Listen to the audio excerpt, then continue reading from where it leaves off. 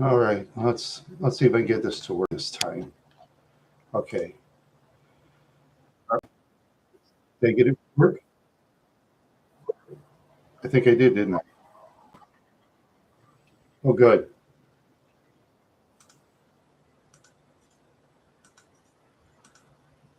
Yeah, yeah. Sometimes things like that happen. Yeah, yeah. I had to redo it and all that. I know my other one totally disappeared because I tried to shut it off, but yeah, I tried to shut it off, but it was just kept getting on and on and on. I shut it off. I redid it. I checked my home camera. Okay, that was fine. And I don't know. Maybe YouTube had a. I don't know. I think YouTube must have had a glitch. I don't think it was me. I think it was YouTube. I don't think it was me because how come my video equipment works now? I think YouTube had a glitch. Sorry, YouTube. I'm blaming on you. Yeah, yeah. Finally, yeah. It was YouTube. It can't be me because how come it works fine now, right? Probably YouTube's employees. They're all like this. No, man. Let's see. Yeah, that works, man. Yeah, cool, man. All right. Yeah, it works. Works, man. Yeah. All right, man. Oh, cool. Yeah. All right.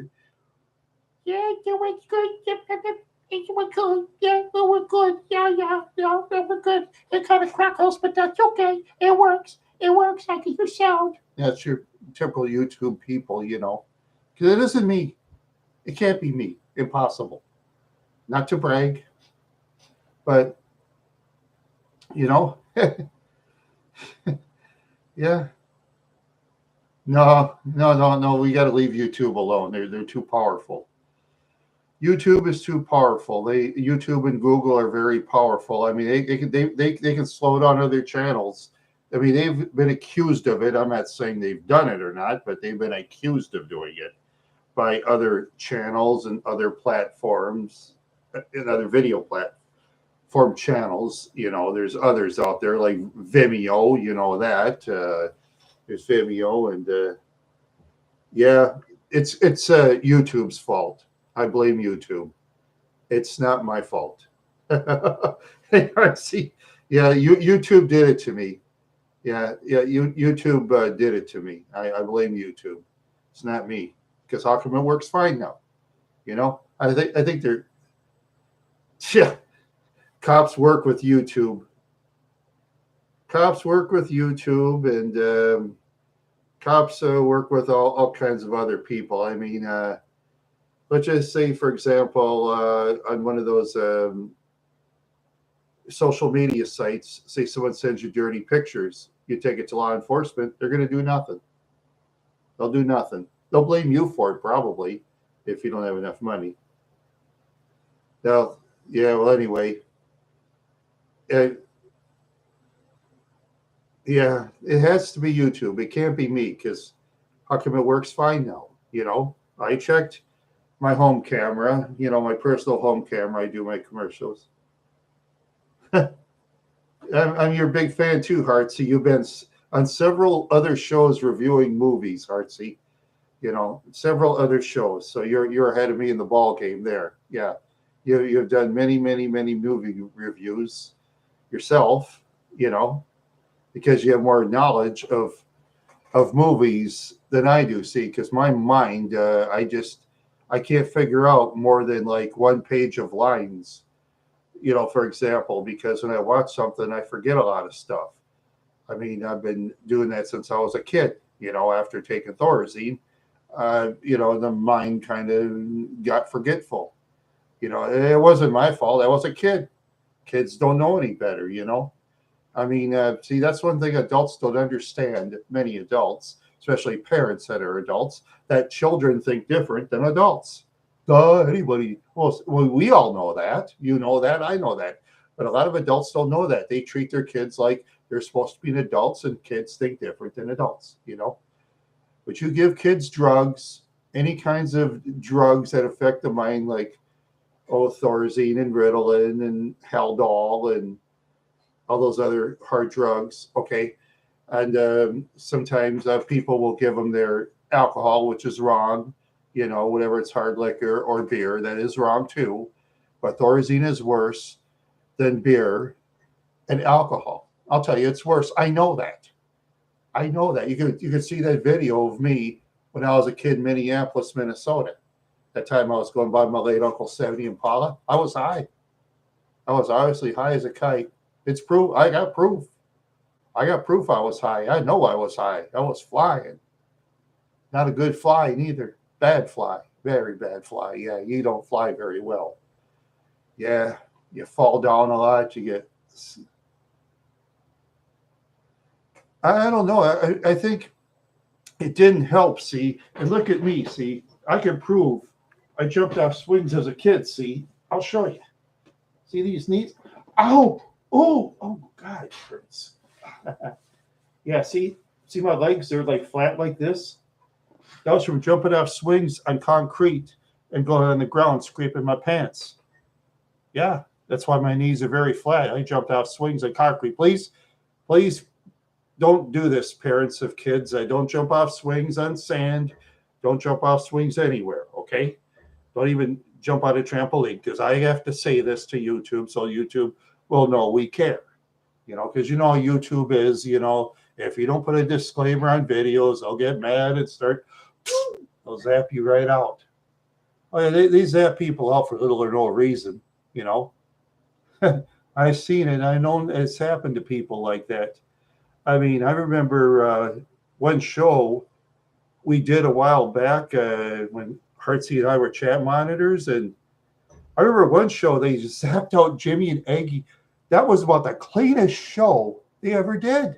That was the cleanest show they ever did. I don't even know why they kicked them out. I can't explain it. And it was so clean. You could have made it Sesame Street or something, seriously. You could have had it as Sesame Street. Oh, yeah. There you go. Dustin Octavius. I like that. All right. Yeah. You must have left, Heartsy. Okay. Well, thanks for stopping by, Heartsy. I know you're a busy man. You might be on Jimmy's shows doing movie reviews in the future and stuff. And, you got to prepared to know what you're doing. Yeah, it's not easy. I wish I could have ability like those other guys, but I don't. But I thank him for almost everything. Jimmy, anyway. I thank him for almost everything. Yeah. Before I met him, I was a struggling YouTuber. Had a bunch of clowns. I was in a clown group. Always bitched about people putting dislikes on videos, and always had to stick to a concept that doesn't work. It's just like no,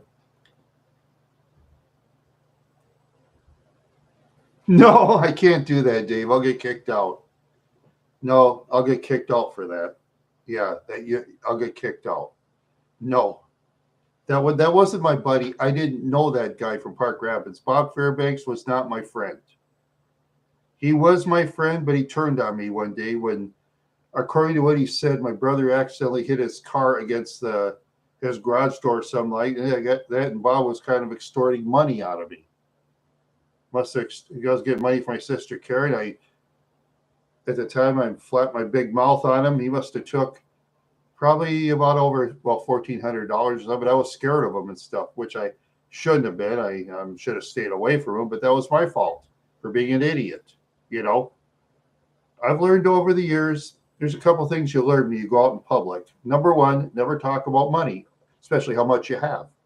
Keep money out of subjects in public unless you have a bunch of friends together that can, take care of business and self-defense, unless if you can take care of business and self-defense. Never talk about money in public. Never talk about that. Never talk about it to certain people. Always be careful. And if you're not sure about how much money you have, you can go tell them, hey, man, I'm broke or I'm in debt. I owe this much money to Visa or MasterCard. And I owe money on my vehicle payments and I'm struggling. See, real friends like us, we care. See, people like them, fake friends, they'll walk away. They don't want to hear it because they don't care. Fake friends are busy. See, that's another thing about fake friends like the late Bob Fairbanks and many others. They never take the day off. They never go to funerals. They never go to funerals because that's a day off to them. Because it's like a permanent vacation of planning on how to rip people off. See, that's how dishonest people think. Who am I going to gyp today? Oh, let's see. There's this old lady. She has Alzheimer's disease. Oh yeah, a couple thousand out of her would be nice. That's the way criminals think. They always pick for the weakest people. People like us, we'll fight. We will fight, but they won't. Because some of those people can't. Always got to be careful. Yeah. Oh yeah, you got to be careful. Oh yeah, always learn when you're in public. Don't never talk about money. And and with my car, I'm going to stay out of the bad neighborhoods, definitely. Oh yes, I'm going to stay out of I'm going to stay out of Minneapolis with that car. Yeah. Oh yeah, I'm going to stay out of Minneapolis. Yeah, because yeah. Oh yeah, basically, yeah. As I say, always be careful. Always like tell them you're broke. Sometimes what I used to do when I was in the bad parts of Minneapolis, I take money out of my wallet. I used to put it in my shoe or in my sock or something in case they tell me you don't have any money and some idiot says, well, where's your money? And then you show them you don't have any money. They'll buy it, sometimes. You put it in your sock or in your shoe, you can, no one's going to look down at your feet when you walk away, so, no one's going to look at your feet. Yeah, that's for sure. So yeah, it's just too bad. There's just so much dishonesty and there's so many fights out in the cities. My grandparents are buried in Crystal Lake Cemetery in Minneapolis. I won't go down there anymore. Gangs are running around there. Yep, gangs are just running all over. The scum, the criminals, they're running all over the place out by Crystal Lake Cemetery. I wouldn't even go over there. I'm too scared. The only way I'll go there probably is if there's 150, 200 cops over there, and I'd probably go. But other than that, I'm too scared to go there, even if a couple of cops are there. I'd be too scared. Yeah, it's different in Minneapolis. And I've been told by a friend of mine, too, that up in the ramps and stuff like that, you can't go up in certain ramps in Minneapolis because there's gangs running around over there, picking on people. Either taking, mostly shaking down your money. Yeah, they shake you down for money. They're not going to take your vehicle. Oh no, they better take your money. So they could go party somewhere, go buy some disgusting drugs that'll pollute your mind, or get drunk, or I don't know. And if they're too ugly, they'll probably go to some dime store house. But more likely, they'll take some disgusting ugly lady that doesn't brush her teeth in about a year and looks all yesterday. Scumbag criminals like that are desperate. They take ladies like that. Yeah, if they don't want to pay for it. Most of them aren't going to want to pay for it. Of course not. No, they're not going to want to pay for it. So instead, they'll just buy their booze or drugs or junk food. Used up ladies, basically. Yeah. Oh, yeah, that's what a lot of criminals, that's what they take. Sure. That's what a lot of criminals take. I've seen it in my past days, Yeah, it's just, that's why I'm going to stay out of, I don't think I'm going to do YouTube videos from Minneapolis anymore. The way people are just angry down there and, going wild and, oh yeah, just say if you have to go in a bad neighborhood, say if you're on a stoplight or stop sign, keep yourself within distance of another vehicle, because if you go too close, for example, with your vehicle here, they can box you in and take your vehicle. See, criminal scum in the bad parts of town then can box you in. You go like this, some idiots behind you, or they goof around, boom, you know, that's what you do. If you have to go in the bad parts of town, make sure you got space so you can get out of there. Because I'll gun that gas if I have to get out of there. If I see anything, I don't care. I'll gun the gas even if I have to hit other vehicles. But I won't go there. Better yet, I'm not even going to go there. I'll just go to the safe areas. That'd be best.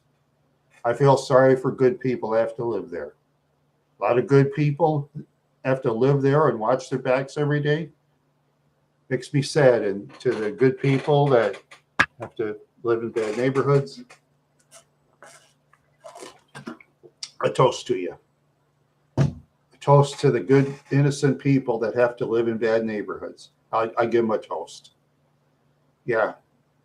They're the brave people that have no choice. But if they have that window of opportunity, for example, to move, let's assume a person in a bad neighborhood has a small window of opportunity to move. Even if they have to live in some boring town with a population of 30 people, and say if the town is 4 blocks long, move there. Get out of that bad neighborhood. If you have to move there and be bored for a year or two, move. That way you can go outside all the time. Well, those of you that have dog lovers, get a couple of big dogs to walk with you. Get a couple of big dogs.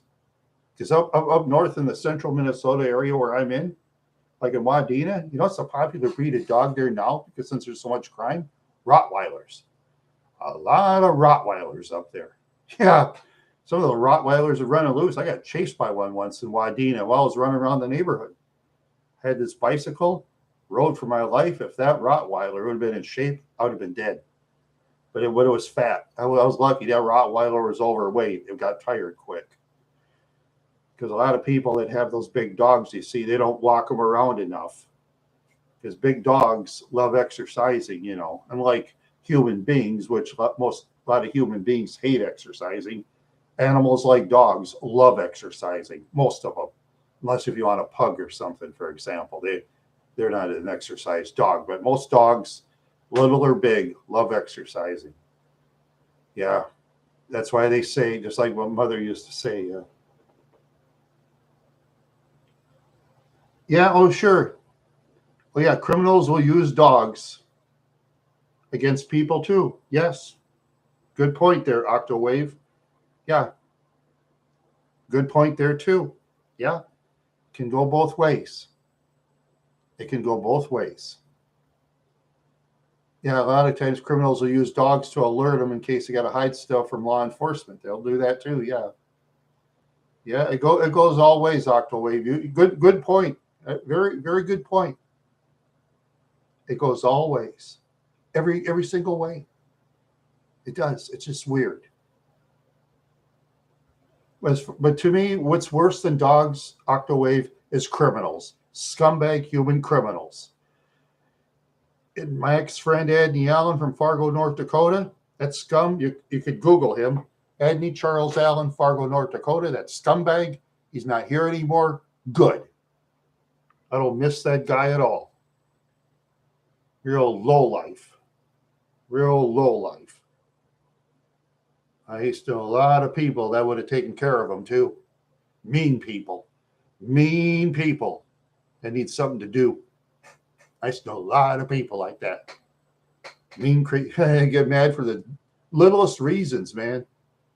If they sometimes, like, if they could, you know, get mad about losing money. I'd have to say, brother, I won't take your money, man. Seriously. You know, sometimes you have to talk like that. Be very nice to someone. They're cool with you. But a lot of them don't even beat you out of your money. They live honest lives. But at the same time, they have an aggressive personality. I used to have friends like that. Yeah. It's just aggressive personality. You got to be nice to them. Not nice, they'll fight. But if you're cool with them, totally, and show total class, you know, hey, they'll like you if you're weak, man.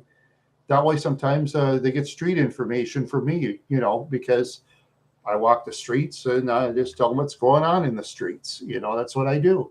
When you talk to certain people, you know, yeah, and they won't say who it is. They won't say it's me or nothing. Yeah, because that's how the streets work. Streets are, you know, built on trust. good, honest or dishonest. But like I say, today's streets are just too violent, especially in the bigger cities. Even small towns. There's some small towns out there that are violent too. I saw one town in Charlie Bo's video in Georgia. You know what town is violent? Get this. Milledgeville, Georgia. I never even heard of that town before. And here's Charlie Bo. He's in Milledgeville. I'm sitting there. This is Milledgeville? Wow. A lot of violence. Yeah. Sometimes there's violence in small towns too, as well as big towns. Not exactly, Dave. No, I stay off the streets now. I stay off the streets now and mind my own business. I live the honest life, you know. I don't really like go to parties anymore because, you see, when you're on the poor side of town, you got to be very careful who you meet. You got to make sure you go in the middle class or rich people's parties because they're a lot better. You're cool with them, know your place. Like when I go to my relatives' parties, I don't say much of anything because they're all too educated for me. Sometimes I look at those pretty ladies at my nephew's parties, and I'm thinking to myself, gee, I wish I wasn't 59 years old. But I am, so there's nothing I can do about it. Nothing I can do about it. That's for sure. Yeah. Okay, Octowave. Yeah, well,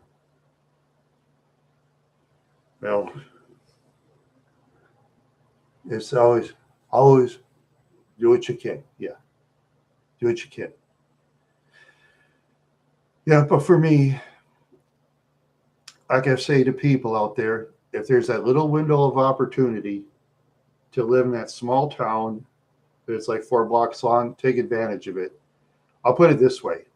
Okay, for example, okay, I'll talk about a town I didn't have good experience. Okay, it's changed now. Okay, the town has changed in 40 years. I'm sure the people are cooler now than they used to be. Can't be any worse. I want to name a town, Monaga, Minnesota, for example. Okay, I didn't have good experiences when I lived in Monaga, Minnesota. But at the same time, if I had a choice between living in Minneapolis, St. Paul now or Monaga in the 80s, I'd still probably take Monaga, you know. I don't go down there, Octowave. Oh, no, I don't have to, and I'm not going to. Nope, I'm not going to do it for filming. I'm not going to bring 5-10 people in the bad parts of town like that anymore because you never know what they might have on their possession. A lot of crazy stuff. I've seen it on the X, or formerly Twitter. You just see stuff, people go crazy, especially at Waffle House. Yeah, it's crazy out in the streets. Too crazy for me. Even a talker like myself wouldn't last out in the streets anymore, even as a younger man. Because of social media, people are much angrier than they used to be. They just had this total anger out there, you know? Yeah, that's for sure. A lot of angry people out in Los Angeles too. Yeah, a lot of angry. Even it's like that's even rougher than Minneapolis, Los Angeles. Yeah, you know, because Los Angeles, the weather's warmer in the winter time, and you know more people are running around. If it gets like 20 below zero, most of the scumbags are going to sit inside and keep warm because they don't like a lot of them don't keep themselves in shape to prepare for freezing. You know, make sure you walk outside often, get some exercise. You know, bundle up. Where I'm from in Minnesota, you know, I wear my Spywalk jacket. I cover it over my face. I use like puffs, for example, jam it on your nose. You know, jam it in, cover your face totally. You know, put your gloves on, boots, two pairs of pants. You know, I don't wear long underwear. There's a lot of people say about wearing long underwear. Forget it. You think I'm going to wear long underwear with legs like this? Are you kidding? It hurt. Yeah, because long underwear is usually for skinnier people. And I'm a big guy. So instead I wear 2 pairs of pants. I got some with size 44 waist when I did an exercise. I got some 44 waist I can wear on top of my 42s. Keeps you plenty warm. Even better than long underwear. Even better. you know, when you want to walk around outside when it's like 20 below zero. Yeah.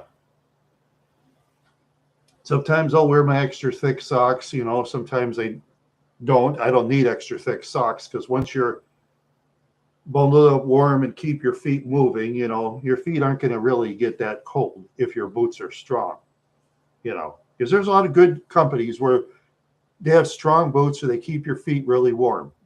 Some companies do a good job in that. Some companies do a very good job. Oh yeah, well, they're expensive boots though. You got to wait till they're on sale next year. See if those boots are say $110. You wait till the price is down to about 35, then grab them. You know, you wait till that's out of season when you get it because then the price drops way down. They got to get rid of the inventory. That's when I get it. I get everything when it's on dirt cheap sale. Yeah, I don't go to thrift shops to buy footwear because you see, even a leading medical doctor I've read that said never buy your footwear in thrift shops, your shoes or anything. He says because everybody's feet are shaped different. That's what a foot doctor said, and I go by what foot doctor says. And even said, and the doctor even said, you're better off buying brand new shoes in a store that are cheap than expensive shoes at the used shoe store.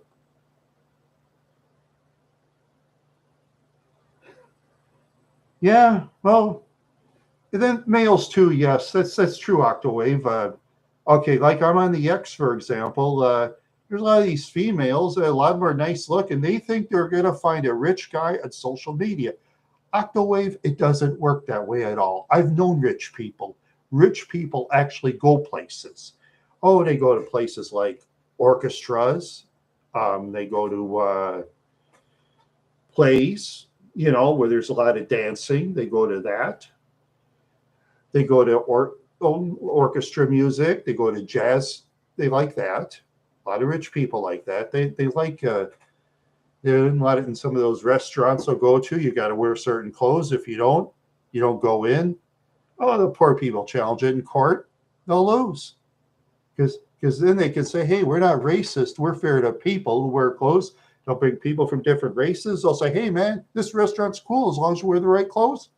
They'll win the case, just like that. Of course, those rich restaurants they have better lawyers than we ever get. You know, yeah, they get the excellent lawyers.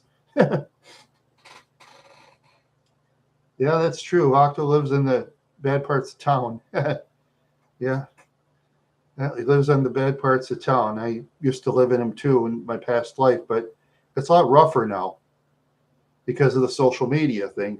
It's built up a lot of anger in people, you know, and people just say and do the dumbest things on social media. I mean, I got a lot of crappy stuff on social media, a lot of crap, a lot of con artists that try to sell you stuff. I did a YouTube video on that a while back. I was pretending like I was winning a contest. All these people saying I got this money. I was like pretending like I was getting the money, and then it wasn't real.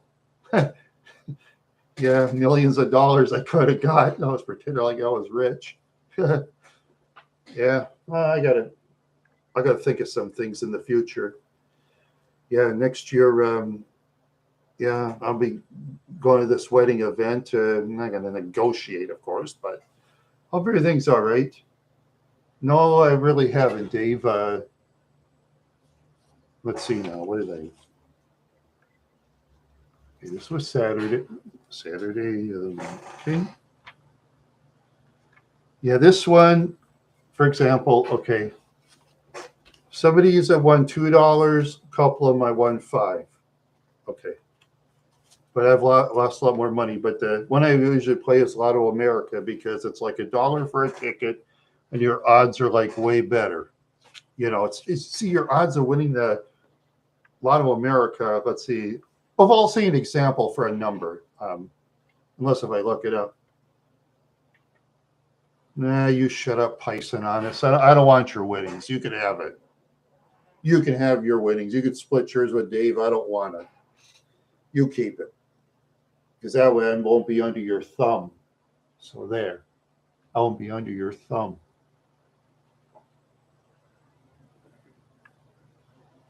And I don't care. You think I'm lying to you, brother? I'm not lying.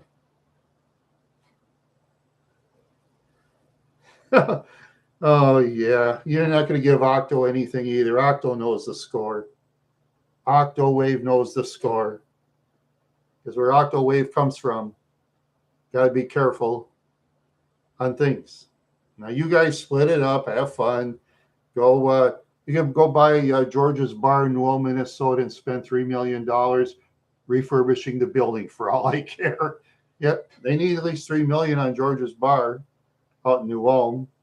Let's see, and there's buildings in Mankato too. You can spend more than what it's worth refurbishing. Or there's buildings in Detroit, Michigan too. You can you can go to Millionaires Row, some of those houses. You can spend about $10 million rebuilding Murderers Row in the bad side of town. You can do that. Your business. You can do that too, because I won't do that. I won't do that. And when you get all that money, you can get some lady in the Philippines, you know.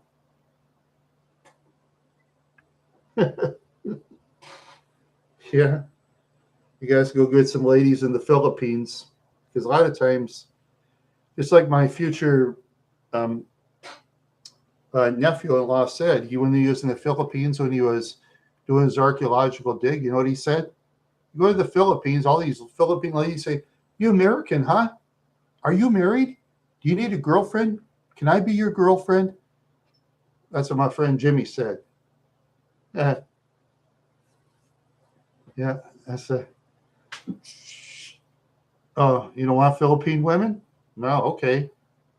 All right. You can have the ladies in my past life on the poor side of town and Pison honest. You go have those instead. All yours, pal. All yours.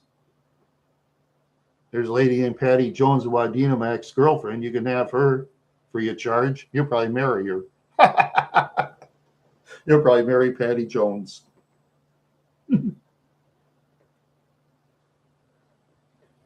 Yeah, no, I'm just kidding. No, you wouldn't want her. You wouldn't want her, believe me. But you guys can have the money. I don't want it. I'm serious. I'll look you in the eye. I don't want the money. None of it. Because I know how to negotiate. I know how to do deals. That's right there. You can put me down all you want. I don't care. Because I'm sitting on this chair talking to you. And you know, yeah, I'm doing the talking, sitting on the chair with a cheap camera, a stupid Hewlett Packard thing, a $350 T-Mobile phone that has a mind of its own.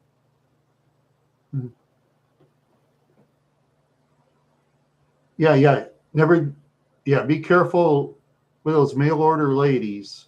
Yeah. And be careful of those dating services, because even put a disclaimer on dating services, we're not responsible for felons that want to put ads in. They put that in some dating service sites. Not responsible for felons that put their ads in. Right there.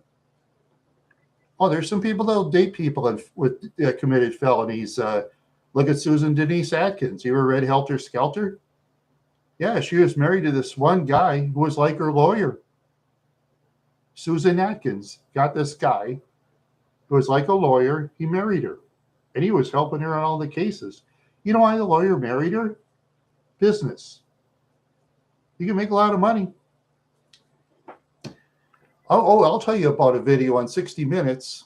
Okay, in Skidmore, Missouri, there's a guy named Ken Rex McElroy. Yeah.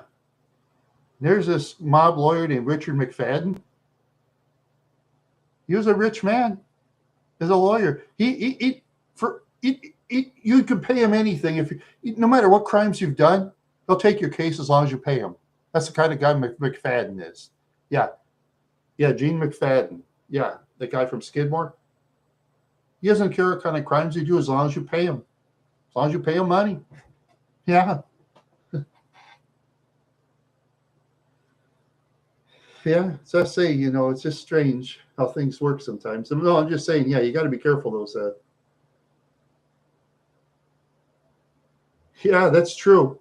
But I've known people that have dated felons there, Dave. You'd be surprised. There's some people out there. I mean, look at War Machine, for example. This one mixed martial arts fighter. He used to date a adult actress named Christy Mack. Okay, one day she broke up with him and took her boyfriend. She had 2 bodyguards guarding the door. Okay. One day War Machine got mad. He put her in the hospital. He put the bodyguards in the hospital, and he was smashing some other dude. I mean, they were all just down there. Oh, she hired bodyguards to protect her. War Machine took care of them. Well, finally, War Machine got caught, though. He's serving, 43, 44 years in prison in Nevada for all he's done. Oh, Christy Mack, he knocked her teeth out. Oh, man, he went to town with her, and then he did something really bad to her. Yeah. Yeah. He was a professional mixed martial arts fighter. And when he was fighting, crowds were liking the guy because he was a fighter, that he was a talker too, Yeah. Well, I'm just saying, yeah, it was weird. Yeah. This was a weird situation. And I watched War Machine on The Ultimate Fighter. Yeah, he he hung around with this guy named this was funny as heck. If you ever catch The Ultimate Fighter, that one with Mac Danzig, Tommy Spear, they had Team Hughes versus Team let's see. It was Team Hughes versus Team Sarah. That's right. Yeah. Those 2 guys hated each other. Oh, gee. And they just had the strangest guys. They did the double decker. Well, they took a crap like in the toilet bowl.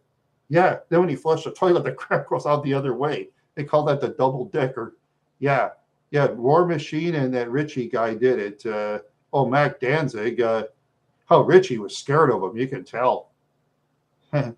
Oh yeah, Mac Danzig. It was too bad he didn't win a lot of fights. It was kind of a shame.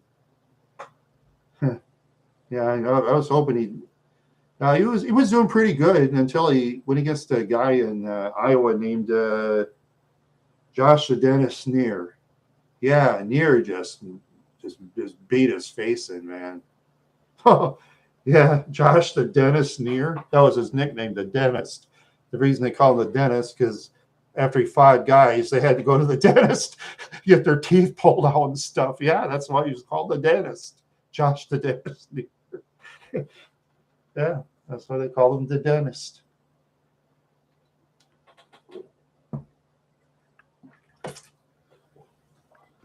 Yeah, he's in a training camp out in, was it Betancourt, Iowa?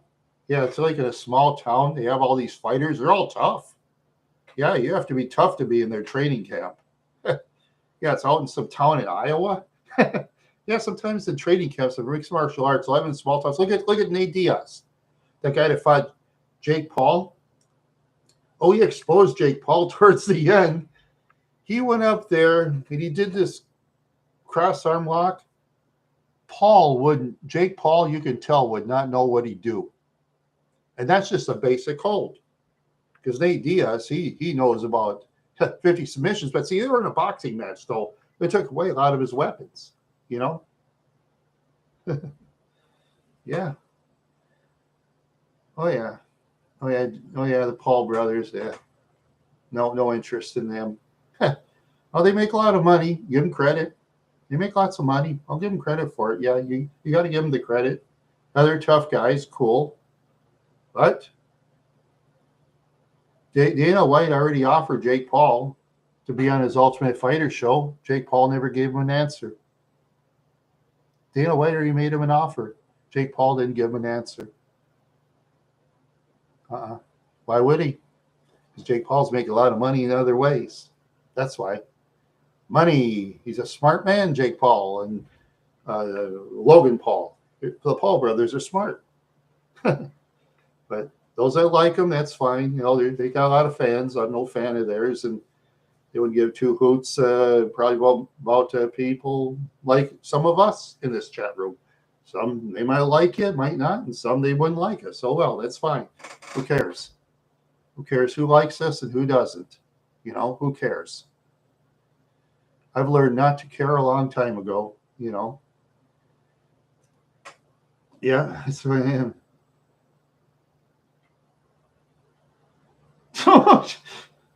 I'm not. You fight Simmy and Jimmy. Are you out of your mind, Dave? He'd destroy me.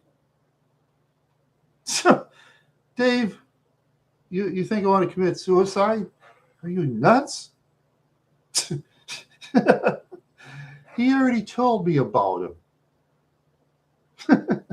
I wouldn't fight him. He'd kill me. I wouldn't care what age I'm in. He's a tough man. I know he is. He beat me easy. You guys go challenge him. I'm not going to challenge. You guys challenge him in the chat. You guys go challenge him. I'm not going to challenge you guys. You guys go challenge him. You guys go challenge him. Don't say I said anything because he knows that I don't lie to him. But don't go saying, oh, Randy said, because I'm not going to say that. Because I'm saying it right now, live on the air. If you guys are tough enough to challenge him, you guys do it. Because I'm not going to do it. Oh, no.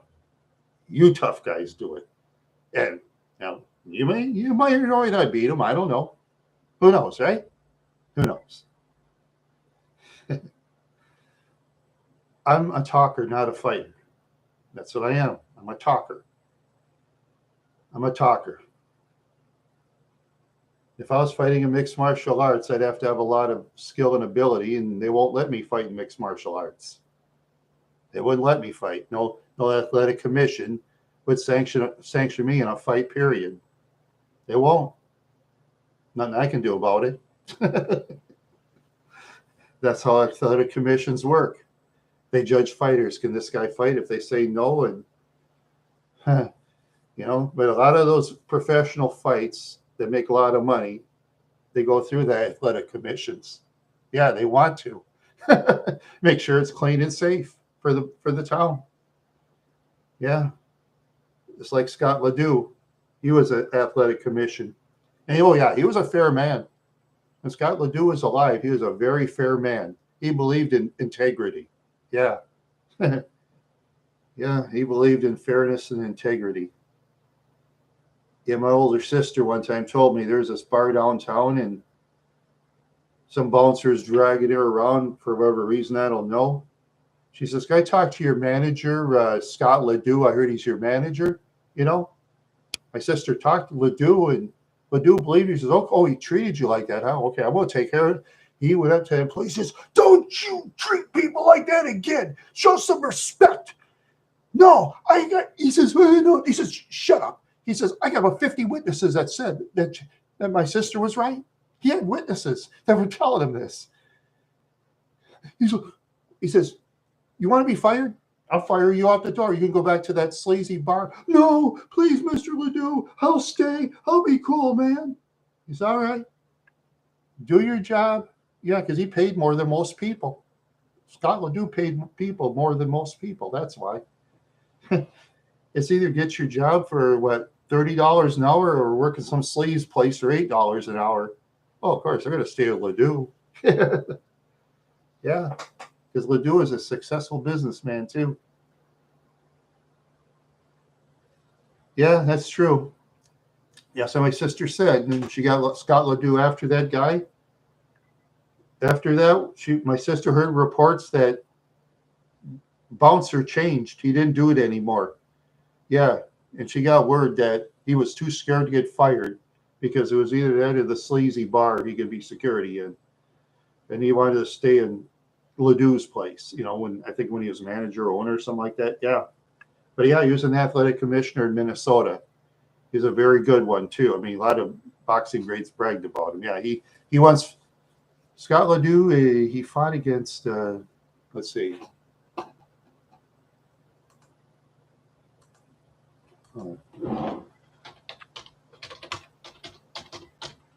Scott Ledoux. Okay. Yeah, they call him a human punching bag. Okay. Yeah, okay, he lost it. He drew with Ken Norton. Yeah, it's impressive. He drew with Leon Spinks. Um, yeah, yeah, he had a draw with Leon Spinks and Ken Norton. Leon Spinks won against Ali in the championship fight. He tied with Norton. Norton was known as a tough man who knocked people out. he tied with Norton. Yeah, even George Foreman had trouble with Ken Norton. Yeah. Oh yeah, Foreman could always knock out Frazier, but he couldn't really knock out Norton. Norton was a different kind of fighter. Yeah, Norton was a smart fighter at the time. Yeah. Yeah. Yeah, boxing back then had a little more interesting personalities than they do now, you know. And I think more of the tougher guys I think are going to mixed martial arts instead. Because a lot of fighters like to kick. You see, a lot of fighters like to kick, so that's why they want to go to mixed martial arts. You know, a lot of that's the way it is. I did, yes, I did a couple of times. I owned a George Foreman grill.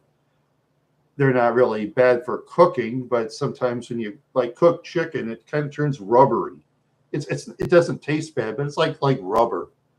It's like a rubber thing. So instead, when I cook chicken, I prefer to cook chicken in a regular oven myself, to be honest with you, in my opinion, you know. And you see a lot of George Foreman grills too in the let's see, the thrift shops, but they're not very expensive. They're like $3 and stuff. They can be sitting in the shelf for weeks. They're not fast sellers in a thrift shop? No, it's just weird. Well, yeah, but then who wants to buy used stuff like that or used utensils in the thrift shop and eat? Oh, forget it. Because when I used to live in the bad side of town, I saw things in people so disgusting that the rodents and cockroaches are clean in comparison. And I'm not kidding you neither. I've seen disgusting people like that. And they might have owned that kind of silverware. You never know. Yeah, that's one thing I've learned when you go on the bad side. Because a lot of people on the bad side of town, when you give the charities are going to take it. They're going to take it, sure. The only things I buy there are like clothes, like shirts and pants. Yeah. I'll buy CDs. Yeah. Yeah, there you go. Yeah, I remember Ray Stevens. Yeah, The Streak. I remember that song. That was played on the radio often. They call it The Streak. Guitarzan was played on the radio pretty often. I remember that. Yeah, he had a lot of songs that were played on the country stations. Yeah, a lot of people used to like him. Yeah. Yeah, old timers, even some of the young guys kind of like him. Not as much then as now, though. I think more younger guys probably like Ray Stevens now than they did back then, you know, because ever since social medias came about, the total dominant music industry isn't really totally dominant anymore. See, country music took some of their fans too, you know, because country music was in the early 90s. It was just weird as heck. I never forget. In the early 90s, Garth Brooks was 10% of country music's income. They were that bad at the time. Yeah. And when I was working in, or is it some other guy? I think it was some other guy I knew. Yeah, he was working at Barrel of Fun. Yeah, every fourth ticket they were putting in boxes for tickets to go to Wee Fest in Detroit Lakes, Minnesota. Now you get a ticket for Wee Fest in Detroit Lakes. You pay a lot of dough. Oh, you get a 3-day stay in a tent and stuff like that. And let's see, the Rock Festival draws like, I think 24,000 River Flat Jam and Walker. Wee Fest draws like between 42 and 44,000 of Detroit Lakes. 42 to 44,000 in Detroit Lakes. That's a small town in Minnesota. 44,000 people. And every business in Detroit Lakes is open too. And anytime they tear a building down in Detroit Lakes, they rebuild right away. Yeah. Wadena is not going to beat Detroit Lakes. No way. See, that's how successful now country music is. Yeah. Remember Jason Alden's song? What was it? Don't Try It in a Small Town. Did you hear that one by Jason Alden? Yeah. You ever hear that song with Jason? Uh, Try that in a small town. I actually got that. I was looking around in my um, X thing. Yeah, and there's Whoopi Goldberg criticizing him, and Aldean didn't respond. He got extra viewers, a lot of them. Yeah, extra people listening to a song, and this song was like number one for 2 months, even in the rock scene. He was getting a lot of rock fans to like that song too. It was just weird. Try that in a small town. Yeah, Lion Piece of Chicken. There you go. Yeah, Jason Alden. Yeah, that's his name. I'll tell you.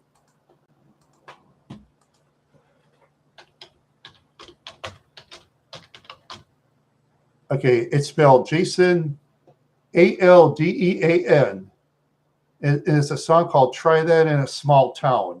Yeah. Oh, that song was number one for 2 months. Now I learned that from Oprah Winfrey criticizing him. See, she was claiming that song was racist in the video. I looked at it. I don't think so. No, it was just showing violence of one lady. She spit at a cop, and the cop had his shield open, for example. She spit at a cop and stuff. Yeah. They just tried it in a small town. Yeah, it's yeah. Number one for 2 months. Yeah, it's on Jason Alden's video. It's on his video. It's showing like riots and stuff like that. Clips. He got it from major news media outlets. They let him because you see, Alden is from a big record company and stuff like that, and of course, mainstream media wants to do that because that's extra viewers and extra money to them. Oh yeah, extra money for them. Sure is. Positive or negative, they don't care. Yeah, you ever heard that song? Yeah, number one for 2 months. The song reached number one, and a lot of the rock people were even, you know,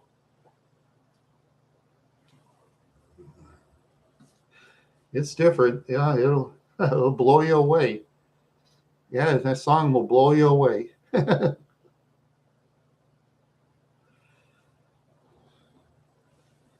Oh yeah, I mean, I used to live in Wadena, Minnesota. They had that protest over there. I was almost going to film it, but I changed my mind. I was glad I did. A lot of crazy people in that protest. Those ranchers, oh, they were ready for some war, but it didn't happen though. Because see, for the ranchers, they want you to make the first move. You don't want to. Folk punk music? No, I haven't. I haven't heard of that. I've heard of grunge music. Yeah, I've heard of. In the late '70s, they were like very controversial. The Sex Pistols. They sang songs no one else did, and they were always talking negative, and a lot of people actually liked the Sex Pistols, especially the grunge crowd. They were, getting new fans on that. A lot of times, they had these religious people. They'd steamroll these records and stuff and tapes, and sometimes those records and tapes sales will go up. You don't see them do that anymore because record and tape sales just went through the roof after that. Yeah, when they were mowing down AC/DC's Highway to Hell tape, their sales just went to the roof. I'll never forget that. Yeah, yeah, that was metal music. Yeah, yeah, yeah. I've heard lots of different styles of music. I like most styles of music. You got to give hats off to them, whoever you like, whether we like the musicians or not. Whatever we like them or not, you got to put your hats off to them. Even a one hit wonder in the top 100 is almost impossible. It actually is. Yeah, yeah. Just like my brother said once when he was in the Navy. for 4 years. On San Diego, they had this band. They like, according to my brother, they like a lot of weeks they drew like 600 people or better. Sometimes I had to turn people out the door. One day, my brother asked him. He said, "Say, did you ever have a top 40 hit?" He laughed at my brother really hard, man. Just laughed us out. He says, "Are you kidding?" He says, "Are you kidding?" My brother said, "Hey, no, man. No, seriously, did you?" He said, "No." He said, "Man, dude," he said, "you have to, for the top 100, the chances of that is like driving your vehicle 100 miles an hour getting hit by a meteor." That's what he told my brother. He said, "Oh, wow." He says, "There's bands out there I know, they draw thousands. Nah, they don't get a top 100 song." That's what he told my brother. He said, "Seriously." My brother says, "I believe you, man. I believe you." Oh yeah, Richard Ramirez, that idiot. Yeah, I didn't like that scumbag at all. That's why I'm for the death penalty. They should have people like him shouldn't even be around. You know, because people like him, you put him in a regular cell, he's a bad influence for younger people. He's a bad influence. He can influence people.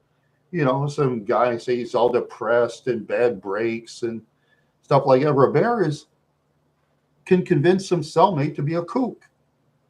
You know, evil man.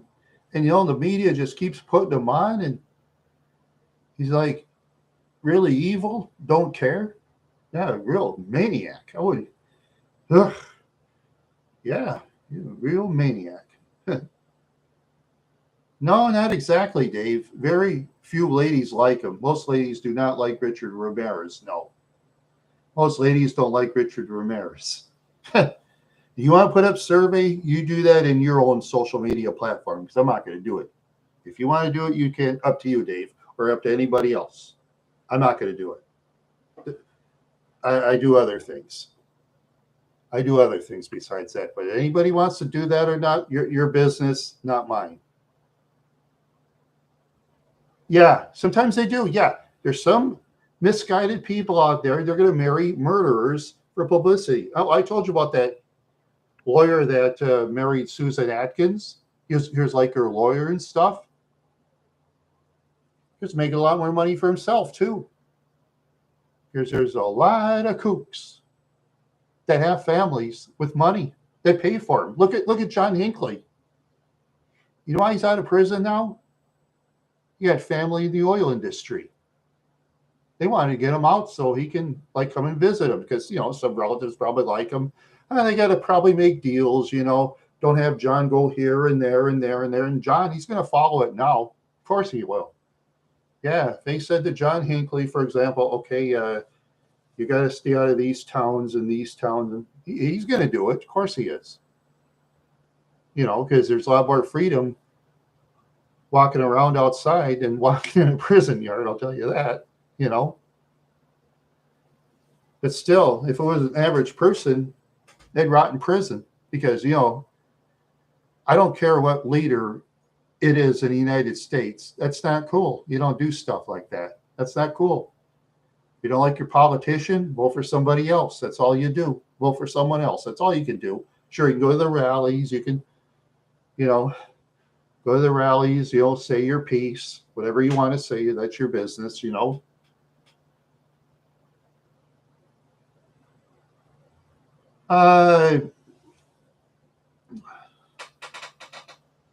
Yeah, I wouldn't. Yeah. Okay. Well, yes, there's great singers. Look at Charles Manson. Charles Manson was an outstanding singer too. See, people like those two. Let's pretend before they did this evil stuff, if they would have put their minds to it, somehow. I know it was harder back then to get bands together because you didn't have social media. Okay, I got it. But even back then, a person could find a way to do stuff and make money. They can. Hinckley, see, he came from rich people in the oil industry. They could have bought him bands. They could have said, hey, Rich, you want to play guitar for Hinckley? I'll pay you some money. Yeah, man, sure. Yeah. There's another guy, probably a flute player or something. Hey, man, you want to play with Hinckley? Get some money. How much you're making per night? Hey, let's say about $15 a night. Oh, how about you like about 175 a night? Oh, yeah, man. Oh, out of sight, man. Oh, I could take my son out finally. Cool, yeah. You know, they could have, see, Hinckley could have done that, but Hinckley lost his mind. Yeah, he lost his mind. Some people do that. They'll lose their minds. Look at Sandra Good, dug in the garbage for Manson. Her dad was a stockbroker in San Diego, California. Imagine that. Yeah. Manson, yeah, I'm glad he's gone too. He's a bad influence on inmates. All those people are bad influence on inmates in prison. They're bad influence on inmates.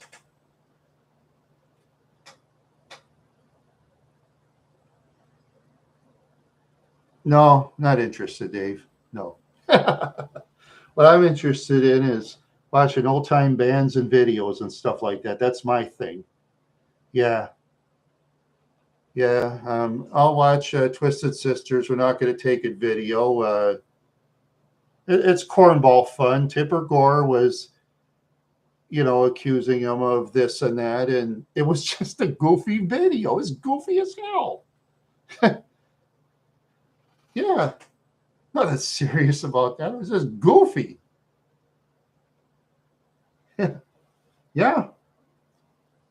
Yeah, he went up to Congress. I'll never forget that. Yeah, even if he had that one-hit wonder, he was still drawing crowds for other songs too. I mean, he has a following out there. He has a hardcore following. Yeah. Yeah, if he had singing in concerts like in fairs, yeah, he's going to sell out. Oh, they're going to negotiate a price. He hopes he gets it as high as possible, and the fair is trying to keep it. Yeah, it takes a while to talk it out. Then he's going to hope there's a big crowd there. He can draw, and I think Dee Snider's Twisted Sister can still draw a crowd. I know he can, even though he was a one-hit wonder. Yeah, some one-hit wonders drew pretty big crowds. It's just weird.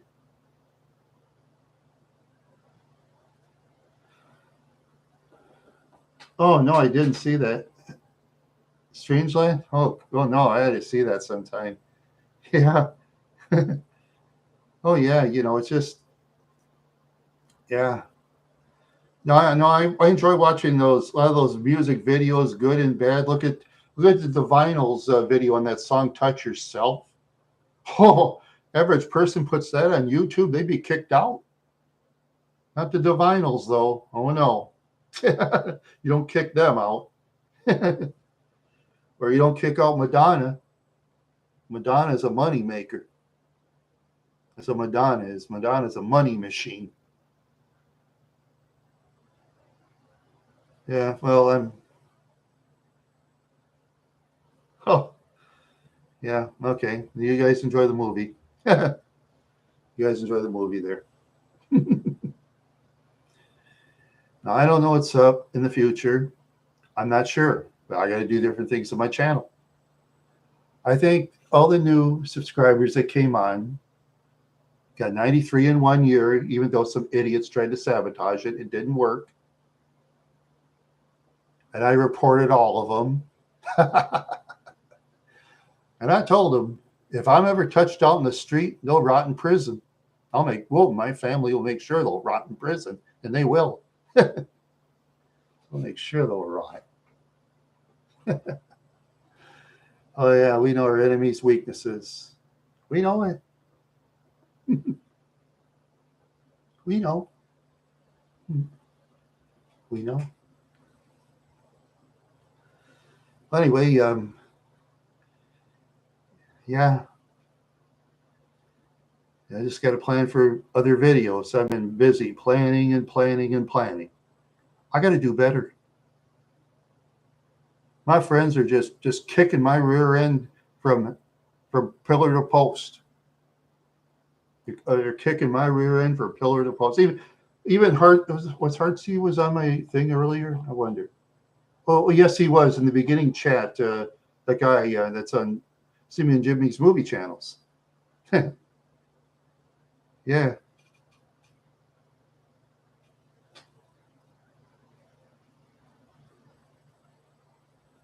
Yeah, I need someone with knowledge in how to do the technical part of the videos. I just don't have video knowledge of that. That's why my videos are pretty primitive, Octowave.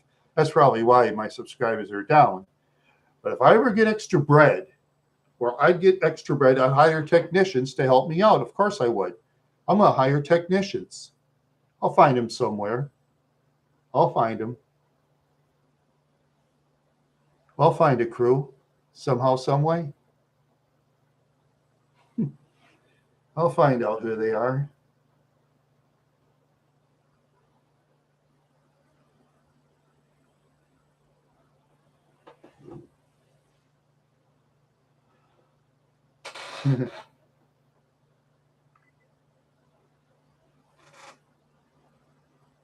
Is Mike the buddy? Is he going to put me in the Mississippi?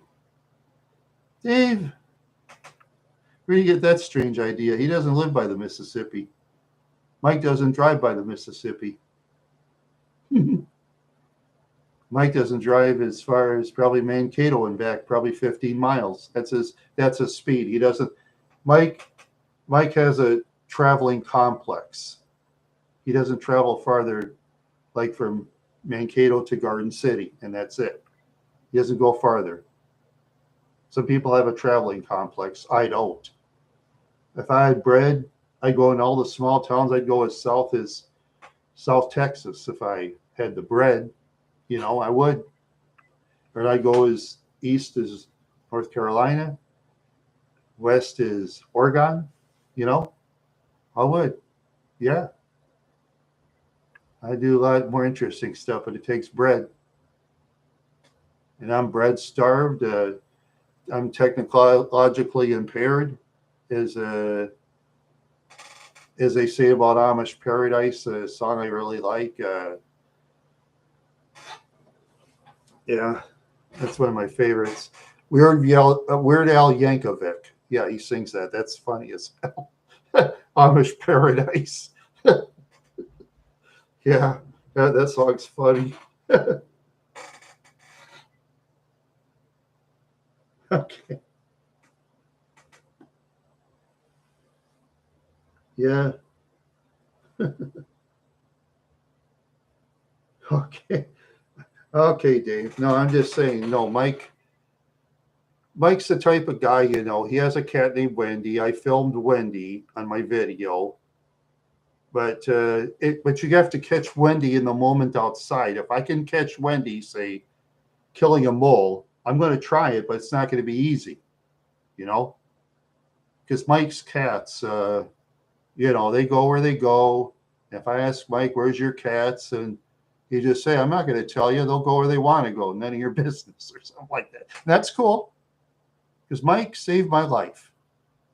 He let me stay in this place when I couldn't breathe, almost died. He let me sleep like outside his shed. I plugged in my fan to blow the insects away. Very private place. 4.5 acres of land, just like this. I kicked the seat back of my Park Avenue with my pillow and slept. It was comfortable. And you blew the insects. To me, it was very comfortable. It's more comfortable than a lot of those sleazebag motels out there. Plus, it's a lot quieter.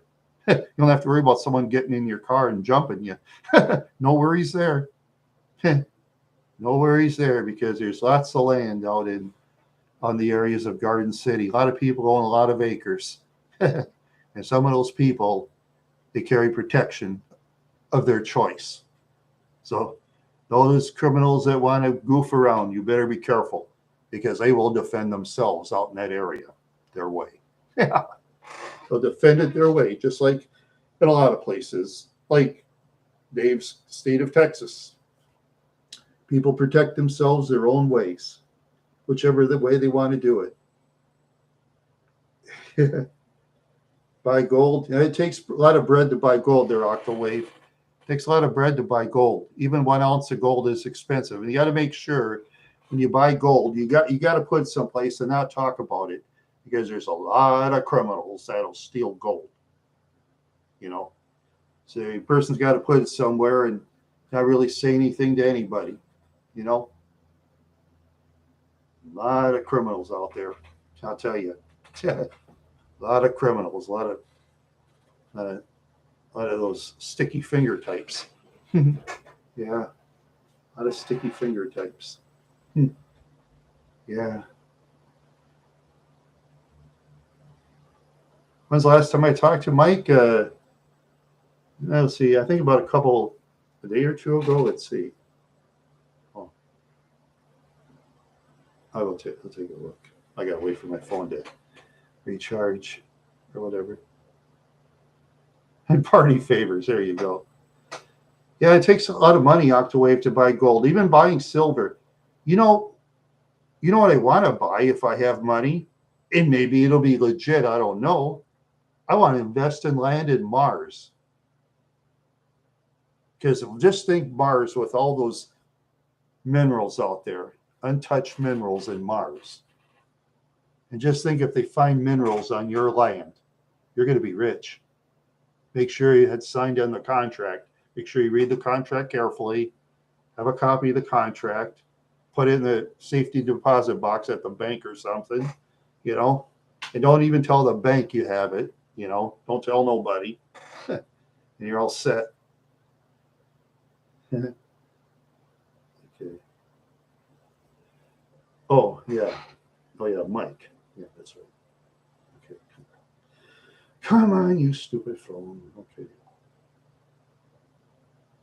Let's see. Mike called at 8:51 a.m. Yeah, today. He called at 8:51 a.m. today. Okay. Yeah, I didn't answer it, so I'll call back. Sometimes I'll call up to 6 times a day, sometimes 5, sometimes 1, sometimes any other day. And back in the past, you know, he won't call for like 2-3 weeks or anything like that. Oh, he's called me more now because I think basically he was grateful when I came to his place. I wouldn't have had to give him anything. But I bought some of that Chicago pizza from Walmart. It comes, you can cook it in a box and stuff. It's actually delicious. It's better than 95% of the restaurant pizza out there. It's actually delicious. It's Chicago pizza. It's over $7. It's not in that big of a container, but you know, yeah. Oh, Mike just loved that pizza, and I'd get some of that Rain energy drinks and stuff like that. He likes all of them except yellow gummy bear. He hates that. He says it's disgusting. I can drink that. Oh, gold nuggets. Yeah. But I'm not, yeah, that'd be an idea, their Octawave. But like I said, it takes a lot of bread. It takes a lot of bread, and I don't have the bread. Someone out there has bread, that could be a possibility.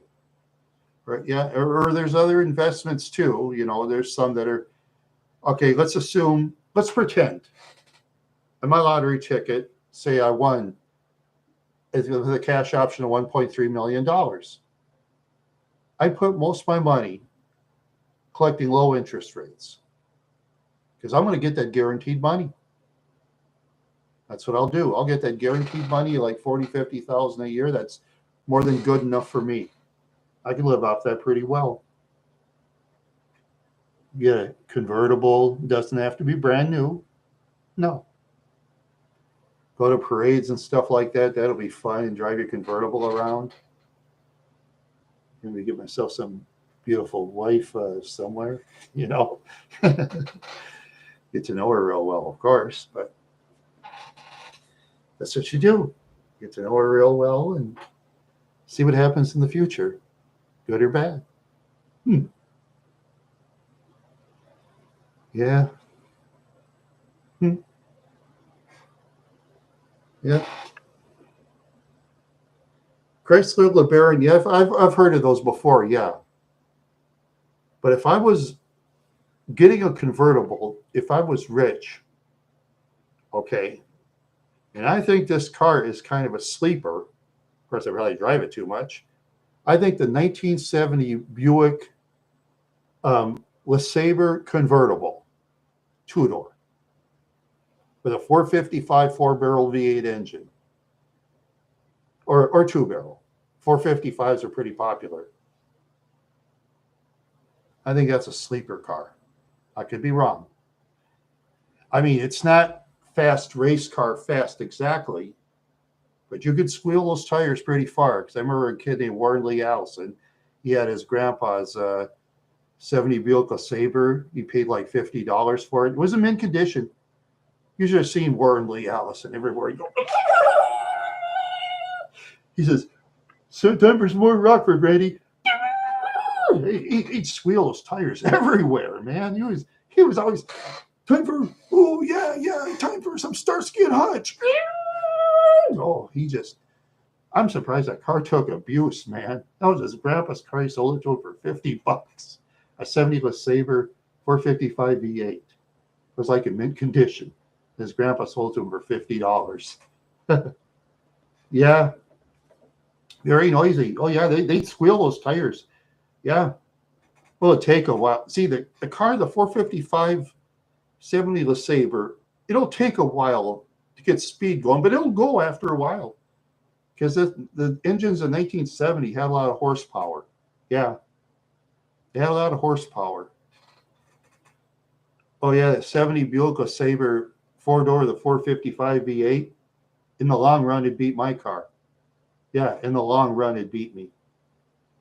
Maybe in takeoff, I could probably barely beat them, but after a while, that 455 would, boom, it'd be gone. With all that horsepower and compression they had 70, it was impressive. But for the modern vehicles, though, they're just mind-boggling now. Oh, what is it? Oh, jeez.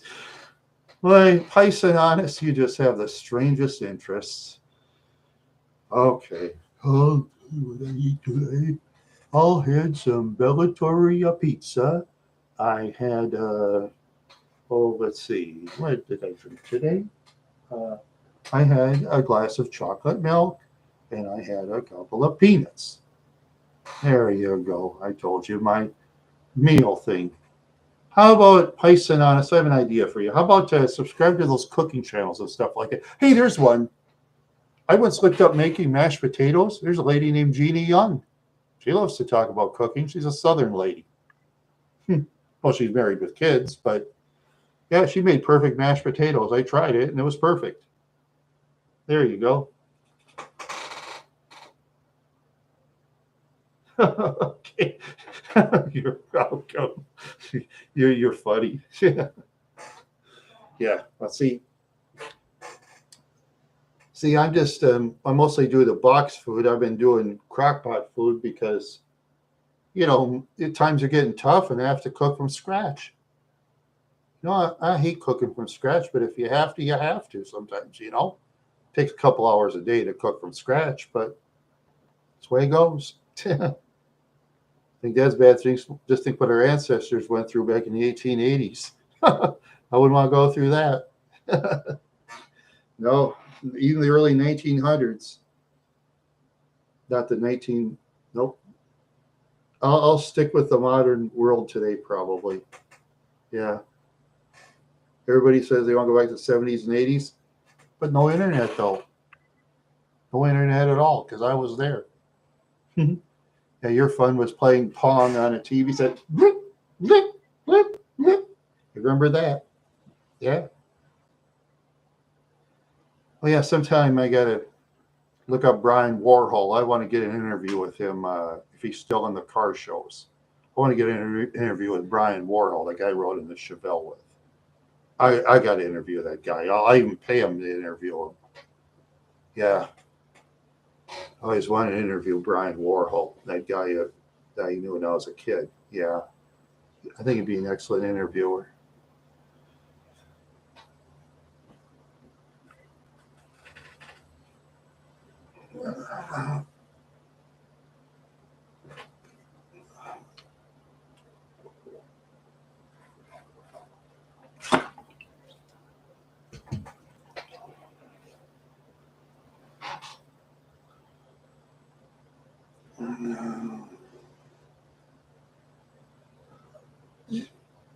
Yeah.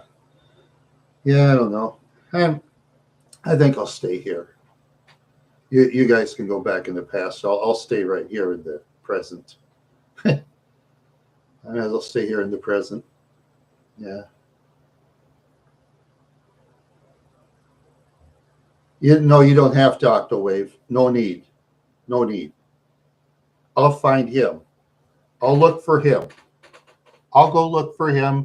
I'll buy a ticket in the auto show and talk to him there. That's what I'll do. Because I will pay for a ticket in an auto show so I can talk to Brian Warhol. That's how much I look up to the guy. I'll even pay a ticket to go to the auto show to talk to Brian Warhol. I would. He's one of the few people on earth I'd do that. Yeah. He's one of the few people on earth I'd actually do that. Maybe he won't give me the time of day. If he doesn't, that's fine. I don't care. So what? You know? So what? I'll just be there to look at his Nova, his 73 Chevy Nova. It's on Facebook, Brian Warhol, Minnesota. He has a 73 Nova. He's souped up. Yeah, he had that 67 Chevy Chevelle, that 396 V8. Oh, man, that car could cook. Never lost a street race. Oh, those role play groups. Yeah. Yeah, that'd be wild. Yeah. I wouldn't want to dress as a female. Forget that. Forget those kind of role play stuff. I don't do that. But there's a lot of people that'll do stuff like that, but not me. No, to be honest with you, I want to find some nice lady out there and get to know her and see what happens in the future. I don't know what will happen. Nobody knows what will happen. I won't keep a positive life from now on. I may be an old man. Probably be positive. Too much negativity in this world. I want to be positive. You know, might as well. VR. I don't know what VR. VR is voice radio or something like that. I don't know. Okay. No, I didn't look it up. I'll just guess. Voice radio. I don't know. I don't know everything. You know, I'm an idiot. You know, I can't help that. I mean, I'm a stupid person. Video Randy. Oh, okay. No. Okay, I'm an idiot. Okay. So what? People have called me all kinds of names. You know, it's the stupidest name I was ever called in my life. When I was in Osseo High School, they called me a name Gorgie. Gorgie is in GIA, as in a mixed martial arts gi. Gorgie. Do you know what that means? I don't know what that means. I've asked people, do you know what that means? Everybody says, no, I don't know what that means. It was a stupid made up name. You know? Oh, I've been called Chipmunk, Bugs Bunny. Worst one was Bucky Beaver. That was the worst. An ugly yellow-toothed beaver. Yeah, beaver's not that intelligent of an animal per se, except for building dams. But other than that, see. But anyway, okay. Yeah. Anyway. Yeah. No, like I said, I'm gonna look up Brian Warhol and see what I can do. There's no guarantee for anything. Maybe he doesn't go to auto shows anymore. Maybe he just quit and wants to do stuff in his private garage, and that's cool, you know. Because if he wants like total privacy and say, Randy, I don't want you in my garage, stay out of there, I'd still be cool with him. Yeah, that's fine. Who cares? Who cares? I still look up to the guy no matter what, you know.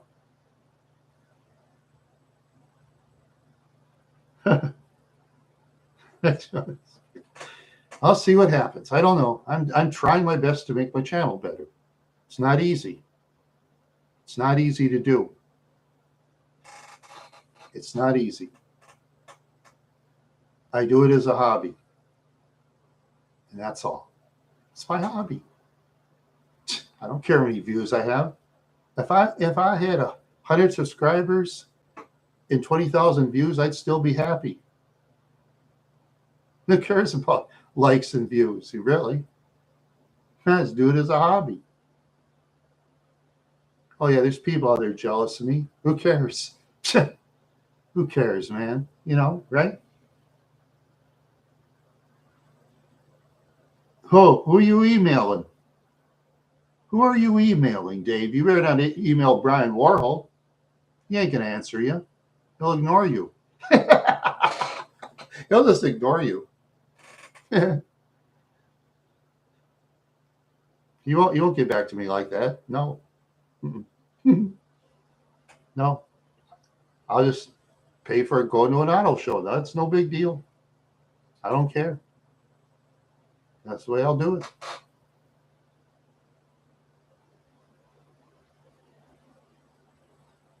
Eggy is going to ignore you. Eggy has so many emails to answer that, and he's not going to answer as far as me, myself, and I is concerned. And that's fine. You know, that's fine. Nothing against Eggy. Eggy has so many projects out there. Eggy is trying to get acting jobs. And I hope he gets acting jobs. He should. He can memorize lines. But like I say, I hope. I don't know what's going to happen. I don't know. We don't really talk to each other very often per se. Heartsy up there chatting to him in this video and the other one. That's the most I've chatted with Heartsy for the last year. You know, all those guys are like very busy in their videos, always doing stuff. And I'm trying to do my own thing. That's what I do. I try to do my own thing. I'm going outside. You know, I know that. In this group I'm in, they want me to create my own stuff. And that's what I'm trying to do. Okay. I know. You see, that's the way show business is. They're chatters. That's how it works. That's how show business works. I don't ask them. They ask me. They don't ask me. They don't ask me. That's fine. That's cool. They've been more than cool with me. All those guys have. They've been more than cool with me. They do their thing. That's what they do. They do their thing. It's not going to work. You guys, man, I don't know. Do what you want. They answer a lot of emails. You'll be ignored. They answer a lot of emails, more than you guys ever dreamed. They don't answer you. They don't answer you. They have a lot of Patreons too, because Patreons, you see, are priority. Patreons are priority because they have to be. Patreons are always priority, and they have Patreons. And I don't. They're not going to answer you guys. So I'll try to get better stuff, guys. Gee whiz. What do you think? What do you want me to do? Go ask the Minnesota Twins if I can play for them or something? Next thing you know, you guys will probably say, yeah. Or maybe I can play basketball for the Minnesota Timberwolves or something. Yeah. Oh, a coach to the Timberwolves. Okay. There you go. Yeah, you guys, you're funny.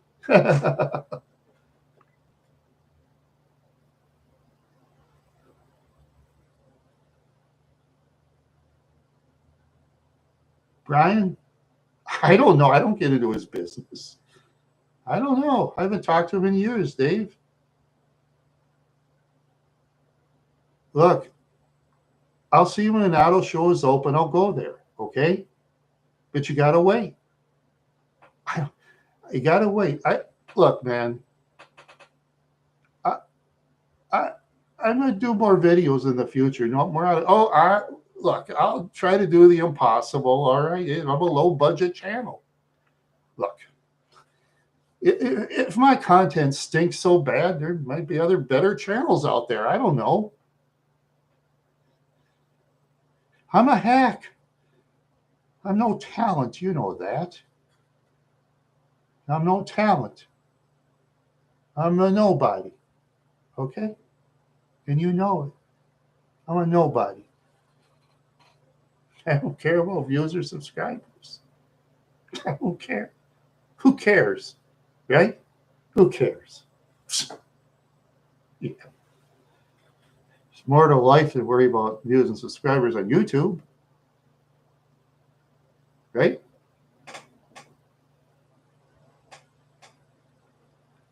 Octowave, to be honest with you, I'd be happy with 100 subscribers. If I lost all that down to 100 subscribers, I'll still have my views. I'm happy with views, not subscribers. Views, every 25,000, I do a special. That's what I do. I do it on views, not subscribers. Anybody can beg for subscribers on different platforms. Views is much harder to get. That's what I look at it. I mean, everybody's different. I like to get 1,000 subscribers. Sure, I'll get some plaque from YouTube. Maybe it's a little piece of paper. Congratulations, Randy the Wild Horse. You just reached 1,000 subscribers. Oh, and by the way, buy this and that from YouTube for $27.95, $35.95, blah, blah, blah, blah, blah, blah, blah. And they'll stamp out Daryl Eves and some other YouTube people, and there you go. I'll just get a piece of paper from them. That's all I'll get from YouTube. I'll save it. I'll probably put it on a picture frame, sure. Why not? I think it's good for laughs. I'll show my friends. It's a good laugh, you know. 100,000, you get a bigger plaque and stuff, but that's how YouTube works. Yeah. No, you're fine, Dave. I'm just saying, man. I'm just saying, you know. I do this as a hobby, you know. Yeah, when you're in my circle, it's a tough circle. See, in the circle I'm in, you got to know where you are. I'm in the bottom, and that's fine. I'm happy there. I'm happy. I do my own thing. Got to come up with new ideas. That's what I got to do. I got to think of things. Sometimes I'm thinking of things. Yeah. Tom Van Kelden, that was invented by me. Pastor Mitch Victory, that was invented by me. Oh, Mitch Victory has something new for himself, and I'm not going to tell you what it is. I'm not going to tell you what it is. Mitch got something new. So, yeah, I do skits like that. Now I try to do. Yeah, that's about it, Octowave. Yeah. Yeah, doing the two characters, they're kind of easy for me to do. And I created those two because I met so many idiots in life. They created idiots. You know, Tom's more of an idiot than Mitch. You know, I make Mitch like he does have some brains and he knows some reality. But still, he just wants to find ways to beat people. And then Tom, he thinks like Harkoff Park. I videoed Harkoff Park when they had the baseball fields. Then I did it another one where they didn't have it anymore. And Tom, I'm gonna have Tom like he's gonna take credit for getting rid of the fields to make me mad. I don't really care. It's too bad the Little League fields went away, but see people's houses there, when the ball goes in their house and people run in their yards, they're gonna start yelling and threaten to move. So they'll just get rid of the ball fields instead, because Brooklyn Park, Minnesota, crime is very high now. So they'll just get rid of the ball fields, that's all, because they're just afraid of too much confrontation because there's too much crime. Plus, that's why you don't see a lot of baseball fields in bad sides of town anymore, because people use bats for in the bad side of town. You know that. Yeah, that's why you have a lot of fields where they'll play with a football or a basketball or something, because basketball and football, you're not going to really do damage, especially basketball. Yeah, that's why you get a lot of your great basketball players is from the real bad sides of town. Yeah.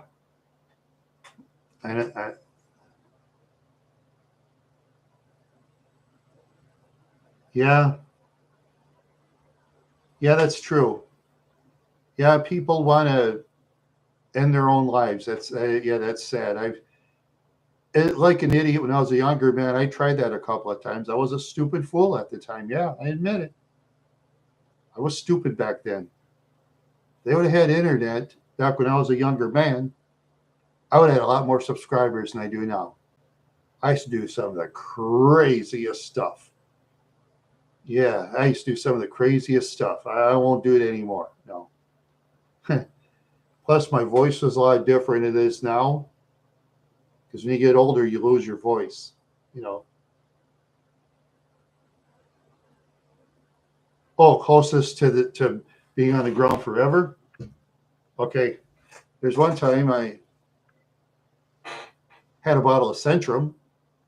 Took care of that. That was one time. Another time I drank too much.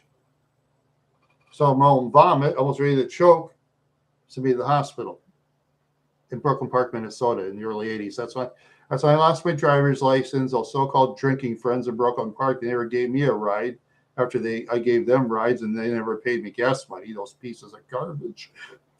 Yep, that's fine. I was an idiot back then. I admit it. Now I'm not. Now I wouldn't even give those guys the time of day. They're scared. They won't go to the bad sides of town because they're too scared. They'll take care of them. Yeah, they're scared.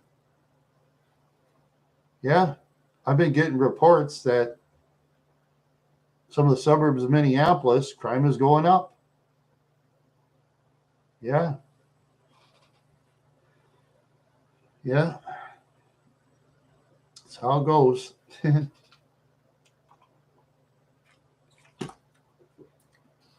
But that back when I was a younger man, though, I could do a lot of voice imitations. I used to copy wrestler Gorgeous Jimmy Garvin, that wrestler. He had that lady named Precious. I mean, she was like fully clothed, and all these guys would say, "Oh, I wish I had Precious, man." Yeah, she was actually funny. Yeah, always stand by her, man. Yeah, that's true. Yep, that's true. Oh yeah, another time, Dave, I was going to tell you. Yeah, well, but Williston, North Dakota, my father stopped at the Best Western Motel. It was like a two-story motel with a bar connected to it. That was the only time my dad ever spent. It was about the fanciest place by far my father spent. Now you could tell with that picture, Dave, on the Discord. My father didn't spend much money on his clothes or his hat. You know, and he didn't spend much on us. If you ever saw us in photos, we wore some of the worst clothes. Well, anyway, yeah, one time my dad and I, okay, he had some money. You know, he stopped. He says, "Hey, Randy, how would you like to go to the bar with me today?" I said, "Okay." He says, "Hey, Randy, order anything you want tonight, okay? On me." I thought, am I hearing things? Are you sure, Dad? He says, "Yeah, go ahead." I kept drinking, was it vodka and orange juice? And I was drinking, you know, it was called screwdrivers. Yeah, 100 proof Phillips vodka. I said, "Let me see your vodka bottle." No, my dad says, he said, "No, no, no, Harold. Hey, customer, that's okay. The customer can ask me questions. I'm not offended by it as long as you got money on the table, right? You're paying for it. Let him ask." Dad says, "Okay." And I asked him, "Is that Phillips?" "Yeah, yeah, great. I'll take that." So you see, you made the customer happy. That's how I get a lot of business in this bar, Harold. My dad was a 3-time failed businessman. Well, anyway, yeah, I just got drink until I was just totally drunk. I was just so drunk. I was in the toilet puking half the night. Woke up my mother. Woke up my mother. My father was just sleeping like this. Slept all night. And he was the one that was always awake. You could tiptoe in a room. He'd awake. "What are you doing here?" "Oh, yeah." My dad says, "Stealing money from me again?" So Randy, you got to stop stealing money from me because one of these days he says, I'm gonna take my belt. I'm gonna let you have it." He said, "Yeah." Oh yeah, and he'll whip you. But anyway, yeah, back to the thing. Yeah, I was just drunk as heck, and next day I was like sleeping in the car half the time. We were like going through the Badlands of South Dakota. I slept through it. I was that tired from barfing at the toilet at the Best Western, and then I missed out and seeing, of course, my dad when he goes places. He'll just drive through. He doesn't stop anywhere. He'll just drive through. There's Badlands. There's my mom clicking pictures. She'd say, "Harold, can you slow down?" My dad would say, "Yo, shut up. I'm not slowing down. I want to get home." So just take pictures anyway. It doesn't make any difference. And then the pictures would be all blurry. I was okay, Harold. Of course, I wouldn't argue with my dad because Be arguing with my dad. He'd argue with you day and night. Yeah, he don't stop. Drives you crazy. I don't like arguing. I like being nice to, like you nice people here in the chat and all that. Always be nice. You know, be nice and be cool. That's the key. That's the key, man. You know, that's the key.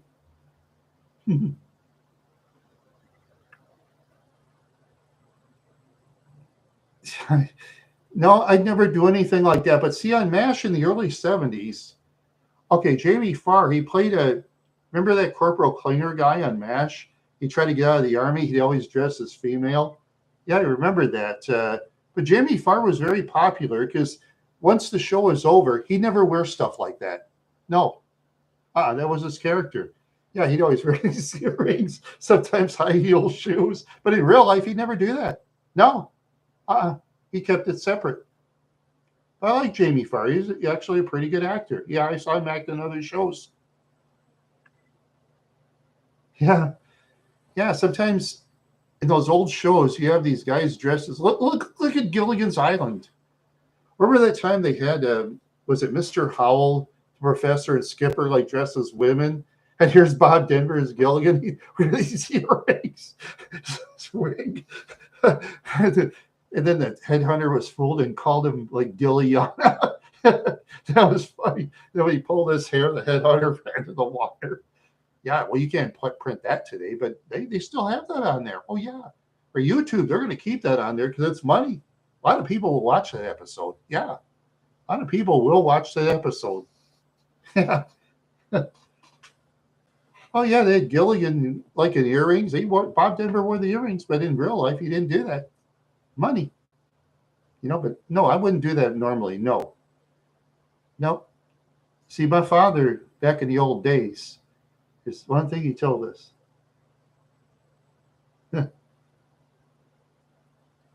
Oh, yeah.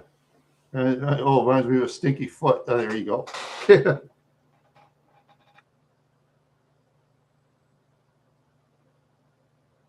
Oh, okay. Oh, yeah, you know, I got relatives that are gay. I've been friends with bisexuals and stuff like that. People do what they want to do. You know, I'm not here looking for fights. I've survived 59 years on Earth, not by fighting, talking. I used to know some dangerous people in my day. And it was hard being nice, but sometimes you had to. I don't hang around dangerous people anymore. No time for them. Any dangerous people bother me, I'll run right to the cops. I will. I'll run to the cops. That's all I can do. At least cops don't want my money. You know, they say don't want my money. A lot of them don't like me, but that's fine. Oh, speaking of cops, over one time I was in Fairfax, Minnesota, and made a YouTube video. I was high and lack of sleep. I couldn't hardly drive my car. I saw the Fairfax cop. I waved at me and waved back. I thought, oh boy, I'm a dead duck now. I thought he was going to turn around, chase me, and maybe kick my you know what. Whew, he didn't turn back. I was well relieved. Then later on, I was with a friend. He was getting his car fixed, and no,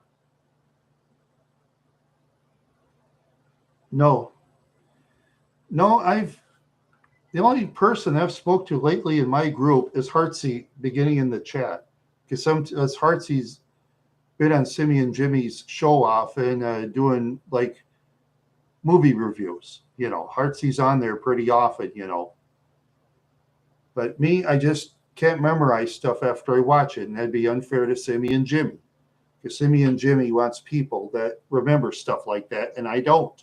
I'm being honest with Jimmy. I'm not going to lie to him. Because when you're in the professional leagues, you don't lie to high YouTube channels. You don't lie to them. And I don't lie. It's always best to tell the truth. Always best. Or anybody else that's high in the subs. And I don't know anybody else in the high subs I talk to. No, not personally. Mostly low sub channels, much lower than me. I don't care. I wouldn't care if they have 2 subscribers. If the person's cool, I'm going to talk to them. I don't care if they have 2 subscribers. I don't care. Too many of these channels, these high subscribers, they have their finger up in the air. They, their thumb up there, you know what. Just like that guy, Nick Johnson, that guy that does the road videos. Here's one guy I don't like. One time he asked me to do the Aldridge, Minnesota video for his. He said I'd get channel credit. I said, how about I give an interview with you? If he would have just said, no, thanks, and not interested, have a good day, I would have respected him. He ignored me. That's fine. I just knock out Nick Johnson. I make sure his name isn't around on YouTube anymore, so that way I don't have to look at it. But Charlie Bow's going to beat him, though, eventually. Charlie Bow's going to beat him. I know he will. Charlie Bow's channel, to me, is much better. Hey, let's see now. That's a different survey. Come to think of it, I'm going to do that survey instead.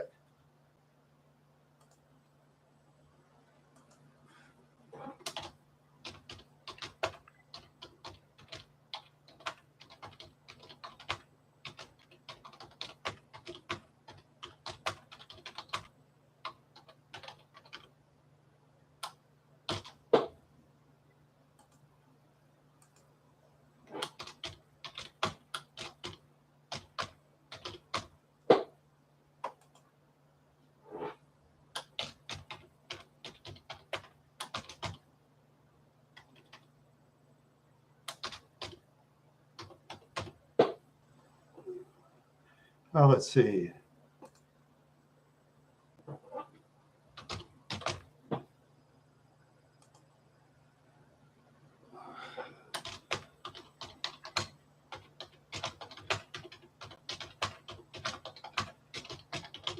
Okay, there you go. So I'm going to do a different poll this time.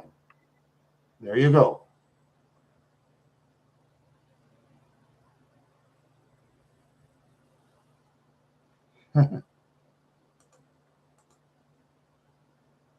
Okay.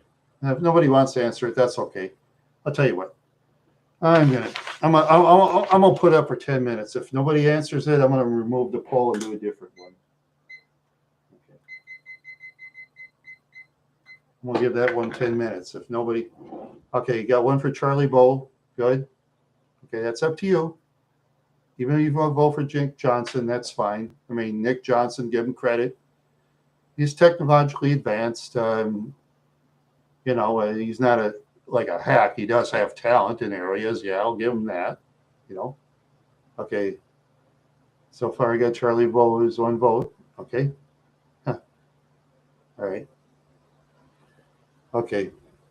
And just for that one vote, I'm going to extend it to 20 minutes.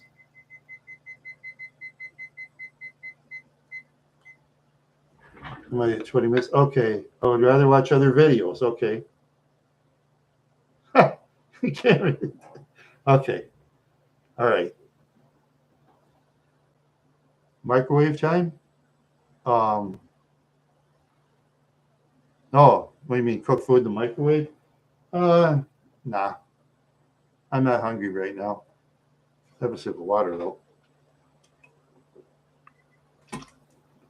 I already had 3/4 of a Bellatoria mushroom and spinach pizza, I usually eat the whole pizza, but I'm not going to finish one half. And then my sister, she got after me. She says, Rand, you got to lose that weight. You're too heavy, she said. So I'm going to see if I can do my best to lose a little weight. Because I'm kind of overweight now. Even though I walk every day and keep in shape, trying my best. Okay. I would rather watch other videos. Okay, that's 3 votes. Okay. Oh, she's crazy. Yeah. Where the heck are those people? Oh, they're driving channels, Dave. I thought you guys know that. They're driving channels. Nick Johnson and Charlie Bow 313, they drive through neighborhoods. Okay. All right. Okay. I'm going to tell you what. If there's complaints, I'm going to reduce it to. Okay. You want me to end the poll right now? I can end it now. I don't care. Have me do a different poll? Because those are drive. I watch driving channels. I watch Charlie Bow. He goes to the worst neighborhoods in the United States. He even walks in them. He walked down Juarez, Mexico, and Tijuana. Yeah, Charlie Bow walked down Tijuana and Juarez. I wouldn't go down. You have to have an army tank to go down there. I wouldn't go less than an army tank to Juarez or Tijuana. But if you guys want me to end the poll, I can right now. That's fine. Just let me know. I'll end the poll if you want. I can do a different poll. It's up to you. Okay.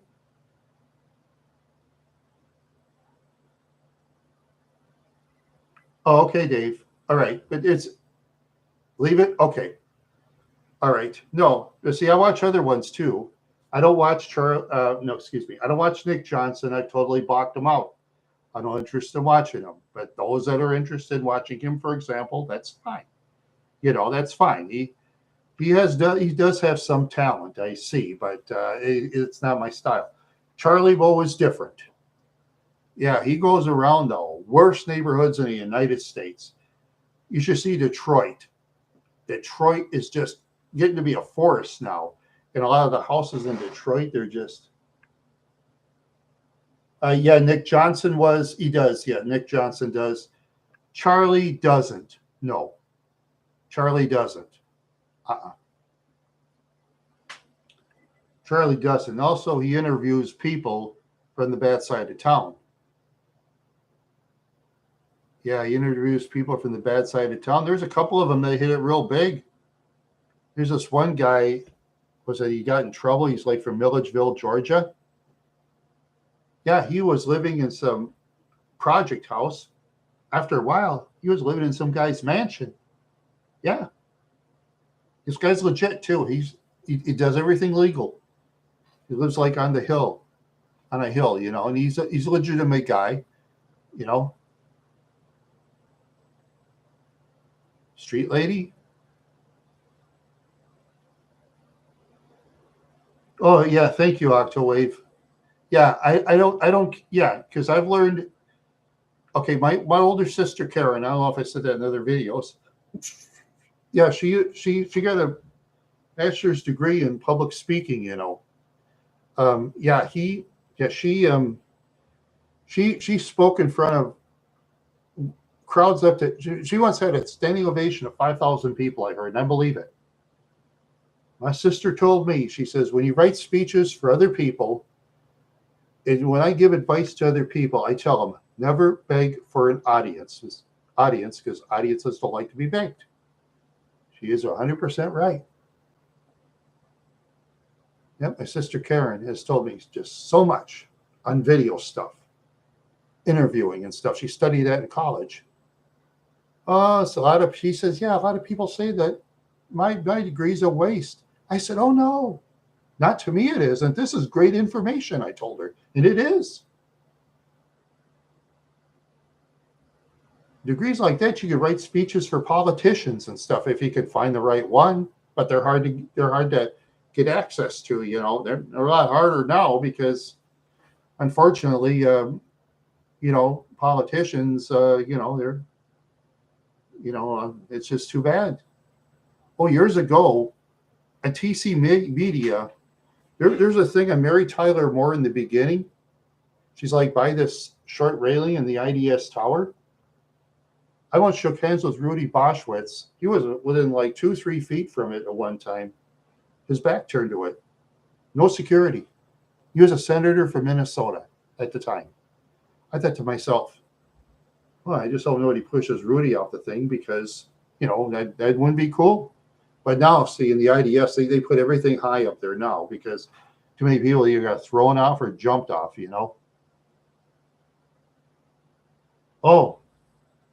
Oh, is it? Oh.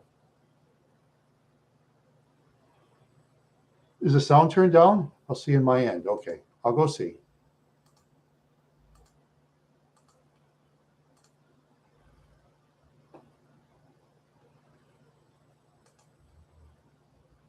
Okay, let's see. I hear myself fine here.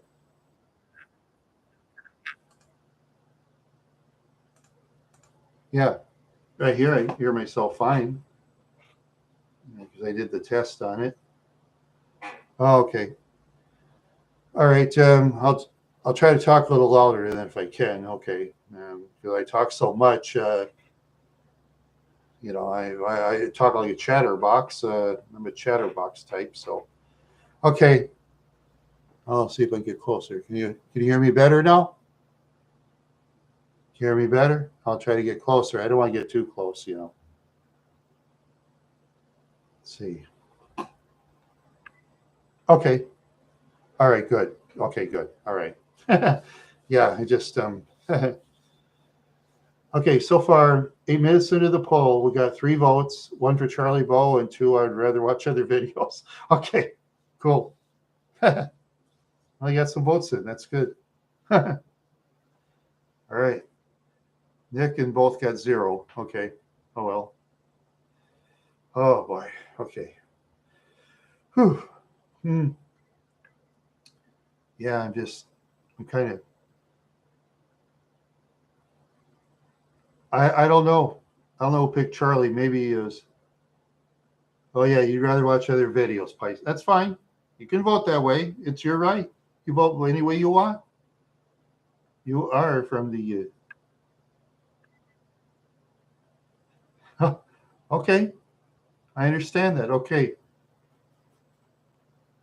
yeah, you'd rather be Gilligan sliding in the mud in a shower in front of Ginger while she's taking it. Okay, you like that video better. Okay, yeah, that's your kind of video.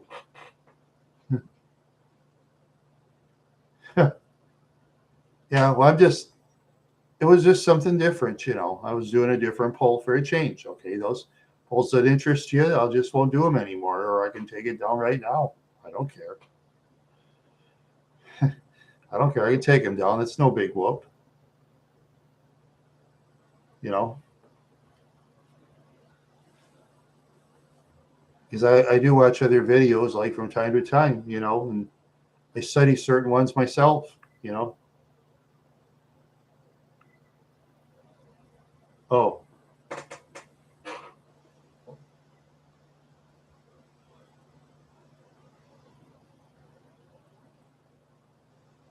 oh,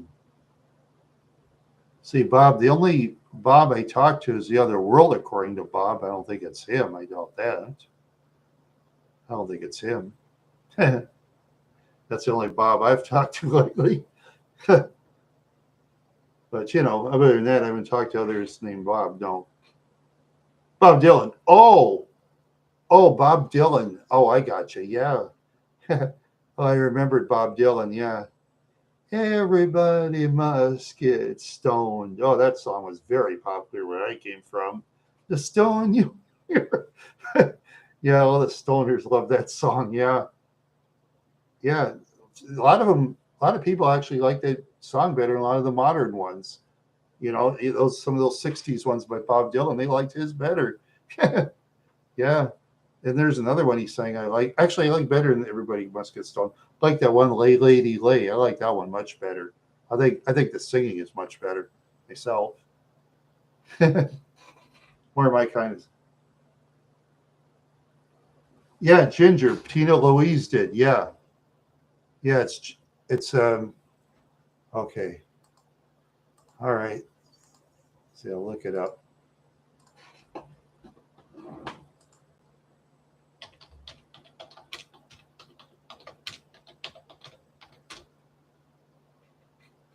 Gilligan's Island. Ginger's shower scene. Yeah, the very first one. Gilligan's Island, Ginger's shower scene. And if you ever shut off the video, you can tell she grinded that toe in his nose on purpose. She did it on purpose because she didn't like him. Yeah. And he didn't like it. Yeah. You could tell he didn't like it. She did it on purpose. She's not really supposed to hit him, but she got him real good. Yeah. Yeah. And Bob Denver was a married man at the time too. Imagine going home and then say his wife is watching around on TV on his shows, and you know she will. Then she comes home and asks him that question. Yeah, well, that I could flip out a lot of girlfriends, and they see that, I could flip out a lot of girlfriends. Yeah, or wives like Bob Denver's. I'm sure that probably flipped her out. Yeah, yeah, yep. But that particular episode brings tons of ratings. Yeah, because water everywhere. Okay, leave that scene out. Let's leave that scene out of Gillian and Ginger in the shower. Let's leave it totally out. Even without that, that was one of the best shows there ever was. Water everywhere. When they were trying to find water, that was pretty good actually. Yeah, wishing well. Yeah, right. Something stupid. Yeah.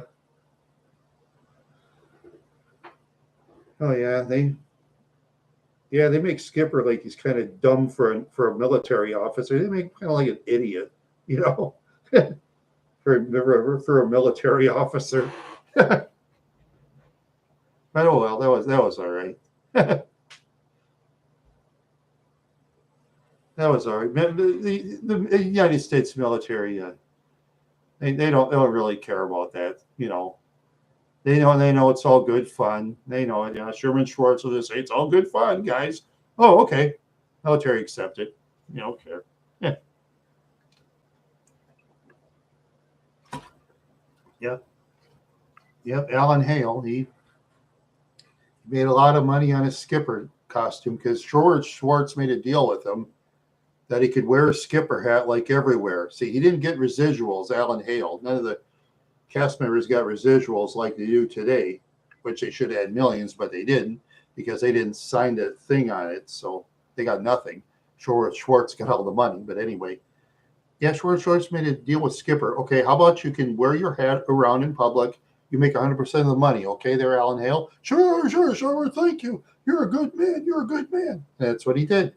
He owned Lobster Barrel, and they always wore the Skipper hat. The real Skipper did, and he got tons of customers. Yeah.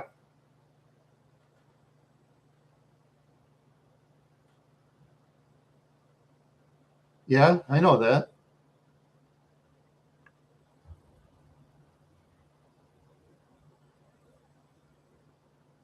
No, I already told you. Um, Worked for me. Gillian's Island Ginger shower scene. That's on the YouTube thing. If you Google on the YouTube thing, that'll come up. Not on Google. You have to go on YouTube and put it on YouTube's thing. Yeah.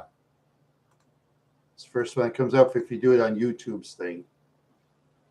Oh yeah. YouTube, there's two different kinds of people for YouTube. The A-list celebrities, they put whatever they want, and us, where they'll zap us out for almost any reason. Two different rules. What can we do? I guess for what it's worth, I'm kind of grateful they let me do some things. Thank you, YouTube. Maybe you give me a reward. They don't give me nothing, and I don't care. So there. I just don't care. Because what's there to care? You know? Let's see. 16 minutes and 3 votes. Yeah, okay. I won't put polls like that anymore. It doesn't look like anybody's really interested. Okay. That'll be the last time I'm going to put a poll like that up there. So, yeah. Yeah. Oh, yeah, that one. Yeah, that one. Yeah. Yeah, as I was saying, she did that on purpose. You could tell she did. Yeah, Sniper Wolf. Oh, yeah. I hear you. Yeah, I say, you look at a lot of stuff, certain actresses, certain scenes. Like I say, Dave, you can see a lot of that stuff. I know how to kind of dig if I want to. You know, you get bored, you kind of dig. It's called video digging. Yeah, that's what it's called, video digging.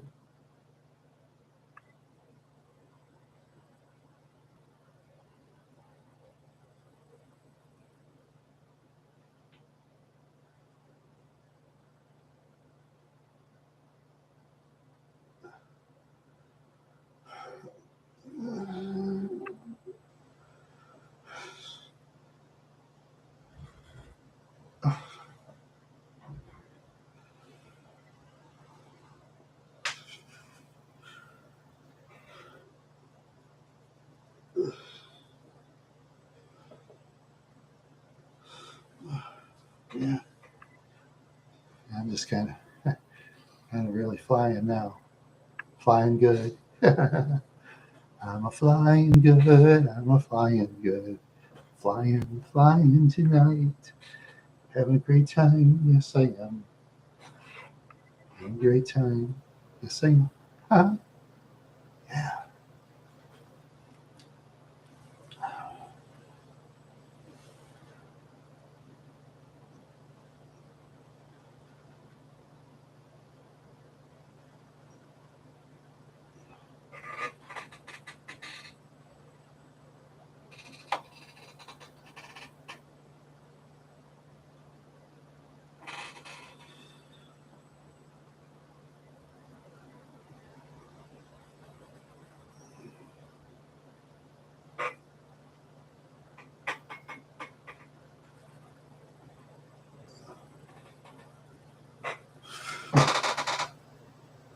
Oh, the weather? Okay, yeah, it's 46 degrees right now. 46. It's pretty warm for Minnesota. Let's see. I'll look it up. Okay, I'll look it up. Okay, yeah. Let's see, it's 47 degrees. The wind is from the south at 15 miles an hour, and there's no rain. It's cloudy. Yeah, so it's pretty warm. Pretty warm for Minnesota. Yeah, it'd be cold for a lot of states, but Minnesota, to us, that's kind of warm. Some people even wear shorts outside. Yeah, kind of, sort of, yeah. Because then when that snow goes down, the temperature can go like 20, 25 below zero. And like I said, when I go outside, I just bundle up like crazy, you know. Yeah, well, sometime I could show you how I bundle up for the heck of it. In the future, I can show you. I won't do it right now, though, because, take several minutes to, get everything. I'll have to do that pre-prepared before the show, like laid on the bed and, yep, 2 pairs of pants, good overcoat. Yeah, my friend wants me to wear the sleeveless vest. I could show you the sleeveless vest. Yeah, come to think of it, I think I will. I'll be right back.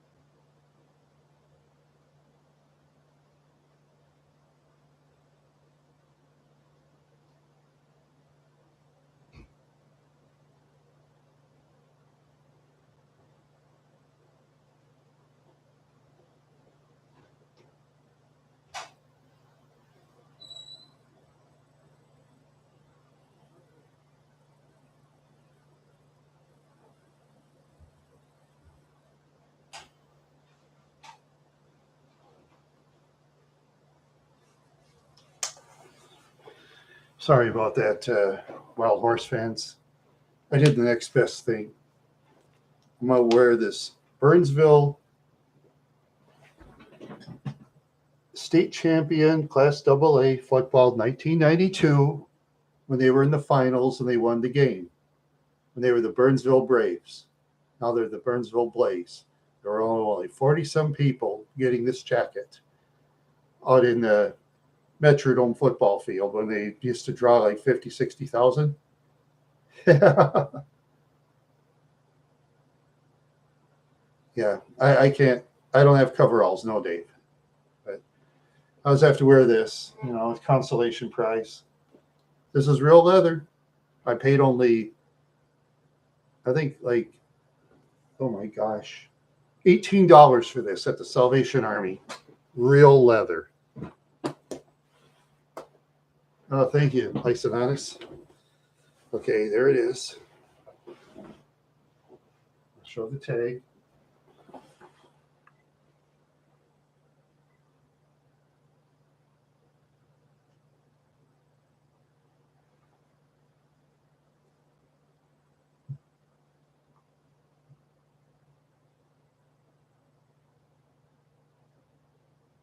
Oh.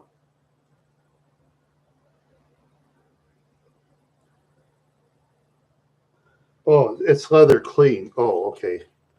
Nylon and polyester. It's not really leather. No. Okay. But it's a, when you only 40 some people got this jacket, somebody gave it to the Salvation Army. I paid $19 for it. That's all I paid. $19. And it fits. And hardly any cracks on the leather. I was almost not going to buy it, but I thought, you know what? I'm going to. I like it. It's a good novelty piece. Yeah, kind of. Used to be called the Burnsville Braves, but they changed the name to the Burnsville Blaze because of the Braves name with Native Americans and stuff like that. See, they made deals with the reservations, like in Minnesota, take names off certain schools, and they've done that, They made deals with the reservations, And a lot of people, come up with different names. It depends on the state. Some states will do it, some won't. I guess I let people do what they want to do. I don't get that.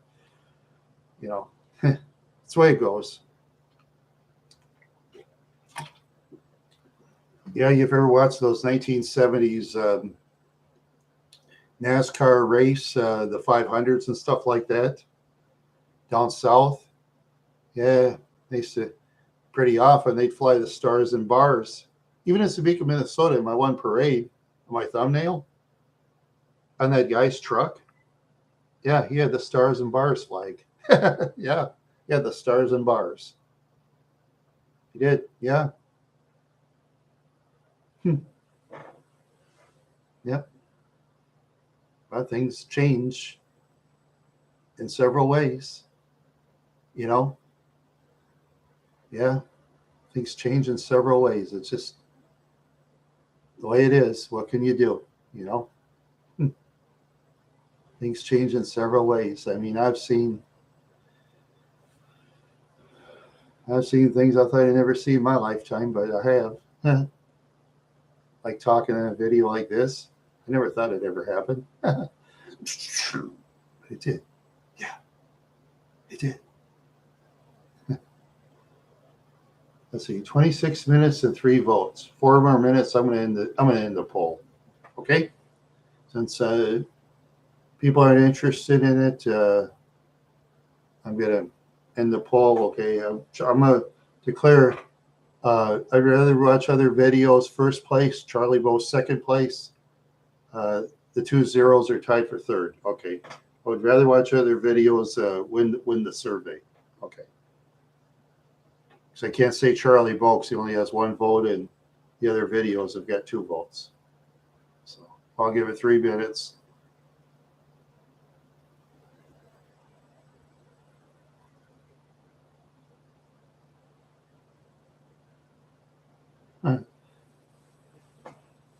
Well, the only playoff game. Okay. Oh, actually, I did play in a playoff game in the Little League Baseball once against Iris when we were at Harkoff Park. Yeah. And the only reason we won games is because Willie Jett was pitching. He was by far, and being our center fielder, he was by far the most talented guy in our team. He was a starting forward later on in the University of Chicago for like 3-4 years. I guess what I've read, he got kicked out of the Naval Academy because of bad grades, so he went to the University of Chicago. And he was a starter. The team didn't win many games, but hey, he was a starter. He later on became principal or superintendent or some of schools.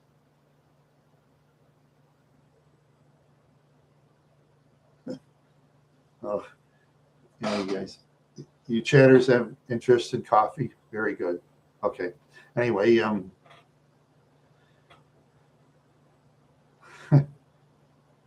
yeah. I just got to come up with new stuff for my videos. I got to keep thinking. Yeah, I've never thought I'd do this well. Never. Because like I said, one time Was it in 2.5, 3 years? You know how many subscribers I had when I was first on YouTube? 14 in 2.5 years. I had 14 subscribers. And I didn't get 100 subscribers until, let's see, 212, about end of 2015. It was like 3 years I got 100 subscribers.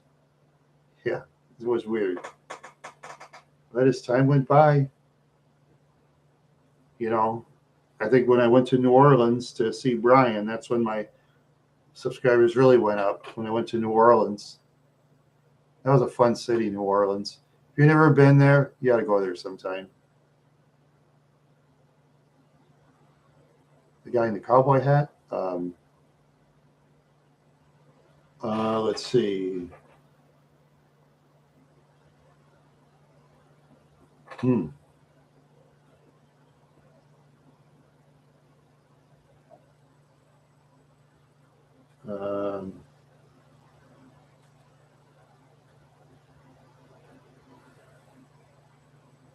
I never.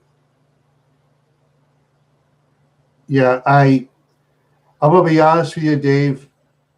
Simeon Jimmy told me to forget about him and ignore him. And that's exactly what I'm going to do.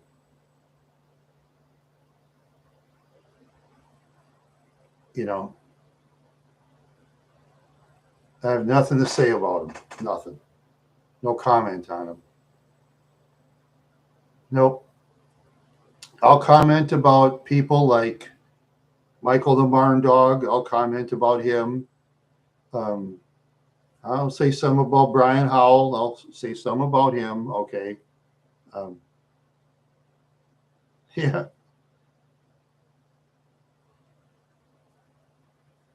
Yeah. Well, anyway. Yeah.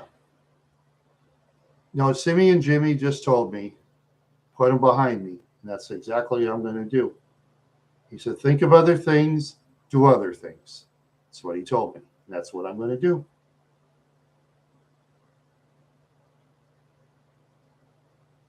That's what I'm going to do. You got to take it in the chin. When you get up to their levels, you're going to get a lot of people giving you negative stuff on emails. You got to take it in that level. I've got a couple of negative stuff, but oh well. I handled it. I thought one of them I got the raw end of the deal, but oh well. That's the way it goes. You know, I just try my best to have fun in life, you know. No, you're fine. No, you're fine, Dave. That's okay. But yeah, that's what Simeon Jimmy said, to just ignore him because, you know, he says, don't never give your enemies a platform. That's one thing Jimmy told me. Never give your enemies a platform. Do stuff with your friends, he said. Put your enemies behind you. That's what he told me. He was right.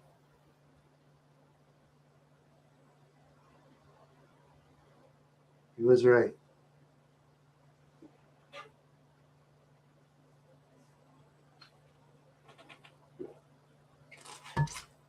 But you see, like I said before, he's busy with many other people like in his group. He's a very busy man. He'll let me know on something, but if he doesn't, he doesn't. That's the way it is. You know, that's fine. That's why his show is very successful. The way he plans it. So I got to plan it for myself. That's what I got to do. Plan for myself. I'm doing my best. I'm a hack. I know that. Hey, that's the way it is, my friends. It's the way it is. Because I do this as a hobby. I'm a hack. I'm a 59-year-old hack, my friends. That's fine. I don't care. Who cares? Who cares? Because, my friends, always got to remember there's stuff to enjoy out there. I got that Grand Marquis my sister bought for me. I'm enjoying driving that car. That car is just, It'll blow you away in power. Say, Octawave, here's an idea for you. If you ever live in a better neighborhood in the future, okay, oh yeah, you're in California. Yeah, gas prices are real high. That's right. Yeah, that's kind of a bummer. Hey, Dave State in Texas, they're a lot cheaper in gas. Yeah, they got the oil down in Texas. And people in Texas say, let's keep that gas cheap. And anybody wants to raise taxes on the gases, they're out of political office. Don't kick them out and get someone to keep the taxes down. They'd say, okay.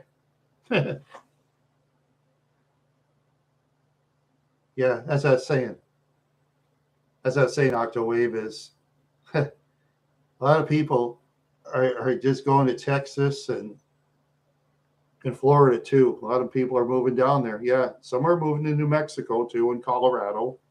You know, some are moving there. There's a trickle going to Wyoming, and there's a trickle going to Idaho.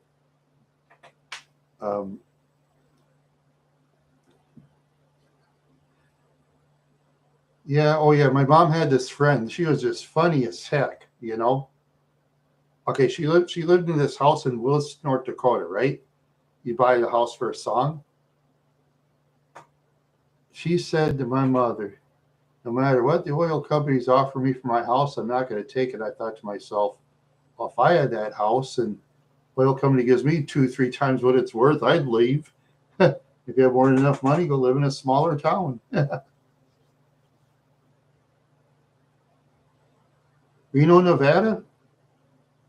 Yeah, I think, yeah, gas is cheaper probably in Nevada, I'm sure. Yeah. I think gas is cheaper in Nevada, and I think taxes are probably lower in Nevada. Do you guys know that more than I do if you study taxes in states or anything like that? Would you say the taxes be lower in Nevada than California, for example? Yeah, but Reno, yeah, depends on where you live. Yeah, and Reno's kept a lot of their old buildings, I've heard. Yeah, Las Vegas, they've torn down almost all those old time casinos. But Reno has kept up a lot of the old stuff, yeah, because there's old timers that want to go where they see old buildings and stuff. Because there's a lot of people that are very unhappy with Las Vegas, how it's changed over the years.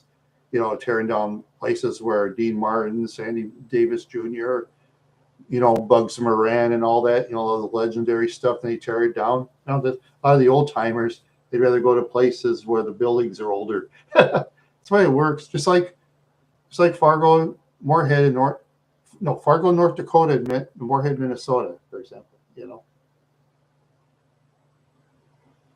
that's fine, but that's fine, Dave. That's fine. You know, do it legal. Like, be very careful. You know, do it legal, do it careful, and you know the state's going to get their cut on their taxes. You know, they're going to get that cut. Oh yeah, they'll tax what they want to tax in the state. They'll tax it higher than anything else. That's how they do it. Just like if they legalize certain other things, they agree to a tax with the legislatures. Yep. They'll say, oh, we need this tax money for this and that. We promise this and that. Will they keep their promises? I don't know. I have no idea. Sometimes they keep them, sometimes they don't. Politicians do what they want. They do whatever they want. That's the way they are. Yeah, that's true. Yeah, there you go. Yeah.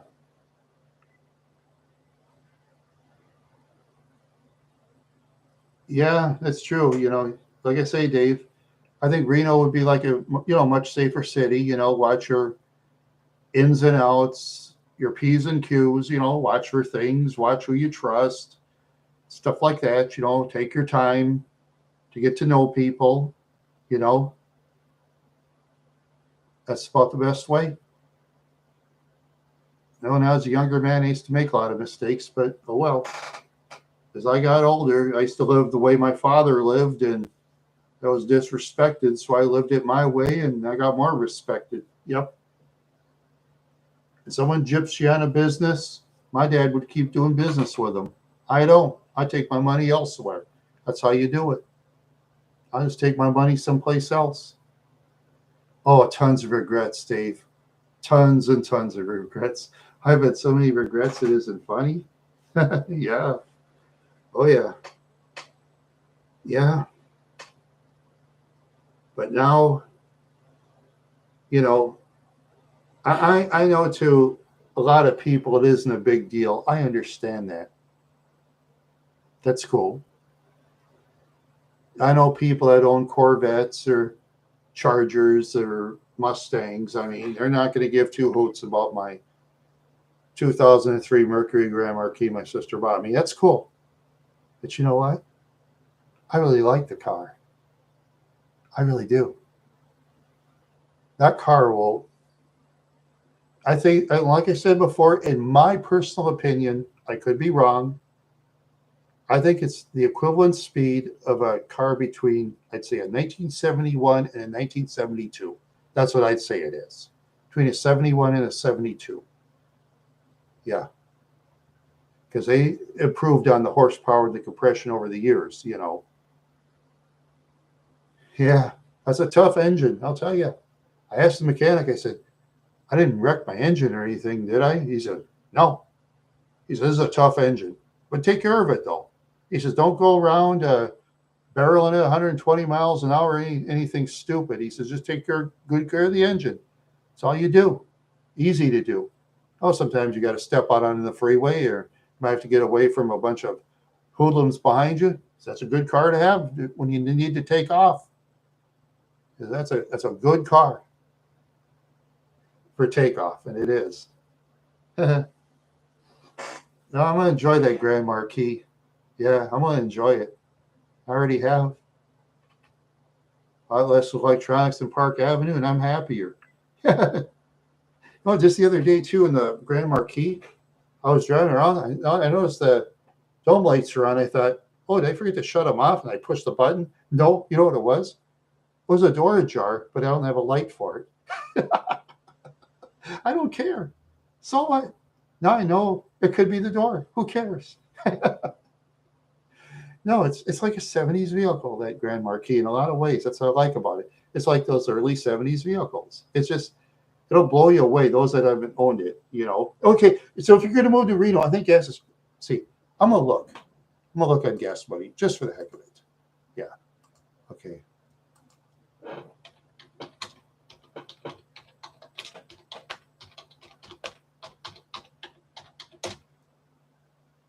Okay. $4.85 a gallon for regular, $5.24 for premium. That's current. Okay. 41 and 5.24. Okay. Yeah, that's higher in Minnesota. That's higher in Minnesota. But I guess it's cheap probably compared to California. I've heard about their gas prices. Yikes. Yikes. Yeah, that too. Yeah. A lot lower crime rate too. And then the laws are tougher too. Laws are much tougher.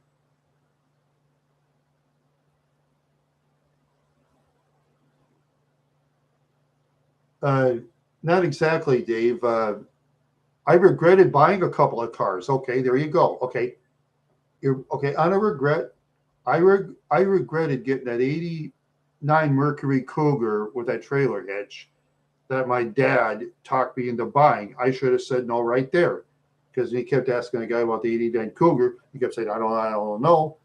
And that vehicle was in the shop so many times. It was like it was there once a week. They didn't take care of that engine at all, whoever that lady was, because my dad kept asking me, he said, I don't know. I should have walked away right there.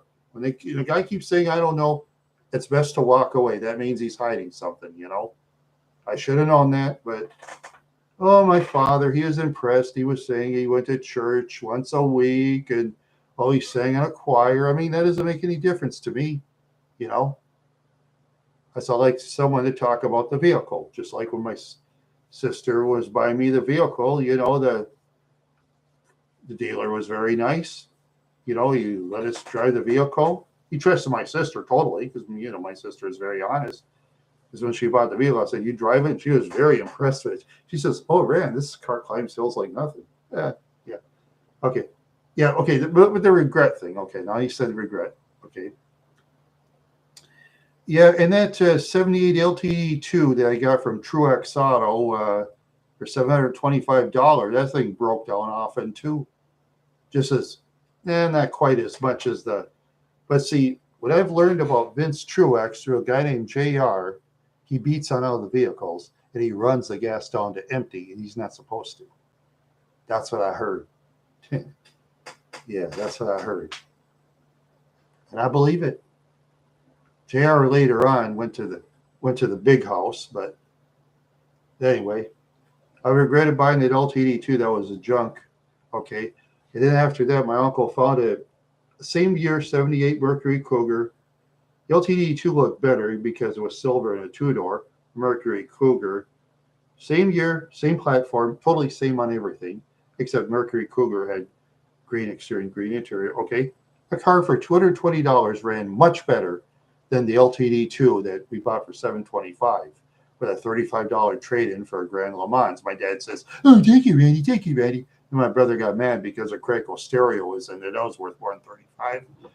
I said, "Oh, I'm sorry. Dad just kept pushing." And then my brother called me an idiot for it. And I was an idiot. I should have used my brain. And I did. I was an idiot. Oh, well. Yep. But see, now I fight for myself. Yep. I fight for myself now. Yep. Looked at that vehicle. The dealer was like, pretty cool.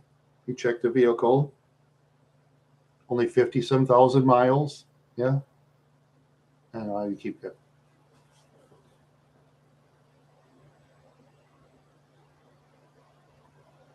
Oh, yeah. Yeah, that too. Yeah. Yeah. And sometimes they'll have 5 kids, like in a 1-bedroom apartment. And they'll like a shared mattress, like 4 or 5 brothers and sisters.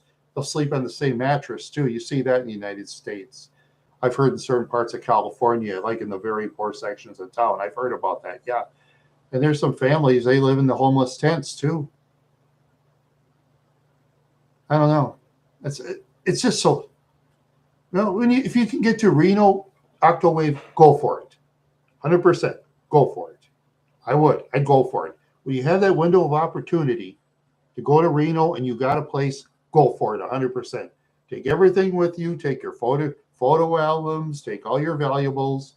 And if you have to get a bunch of tough people to help you move, always have one people watching this, one person watch that, trusted people, have them like as a unit if you can. If it's in the bad side of town, make sure everything goes smooth. Here you go, Octawave. I'll cross my fingers for you. Cross your fingers for Octawave, Dave. Cross your fingers. I'm crossing mine. Let's get to Reno. It's going to be a different world. Yep. Yep.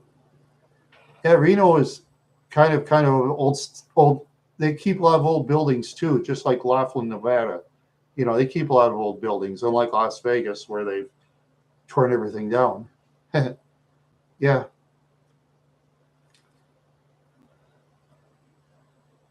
Yeah, let's see. Did I do it on the X? I wonder.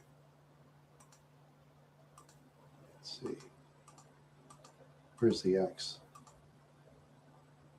Oh, okay. Okay, let's see. Did I do it? Yeah. Yeah, okay. Yeah, I did do it. Okay. All right. I put it out there.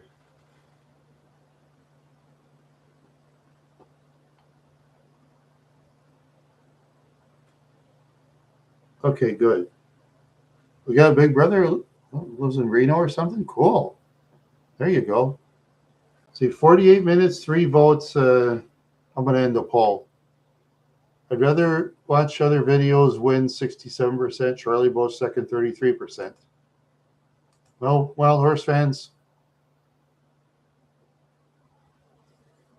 And I'm going to say it, and I know the two would rather watch other videos are going to disagree with me, but I thank that one person for voting for Charlie Bolt. I thank that one person myself. It would have been two votes, so it would have been 50-50, but I didn't vote because that's cheating.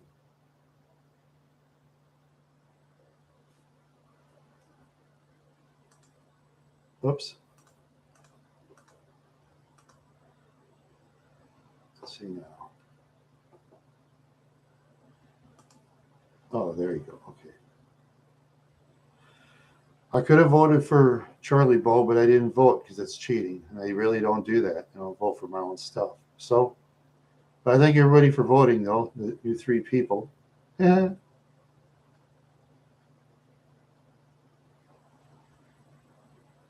Oh, yeah. I understand that.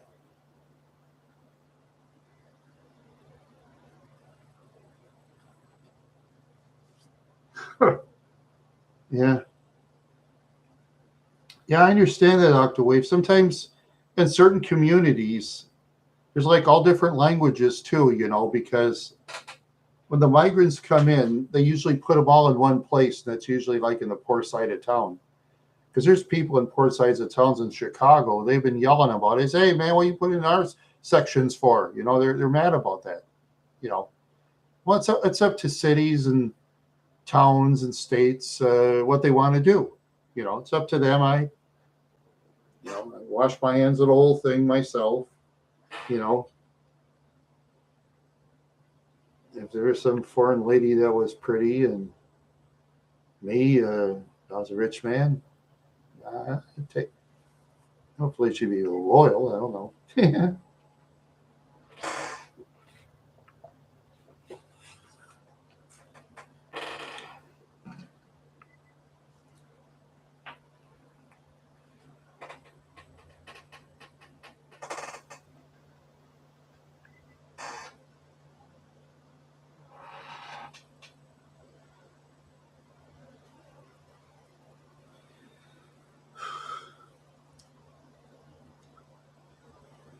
Oh man, I just feel so good right now. Feel so good. Mhm. Yeah. No, I said other videos. I didn't say my videos. I said other videos too.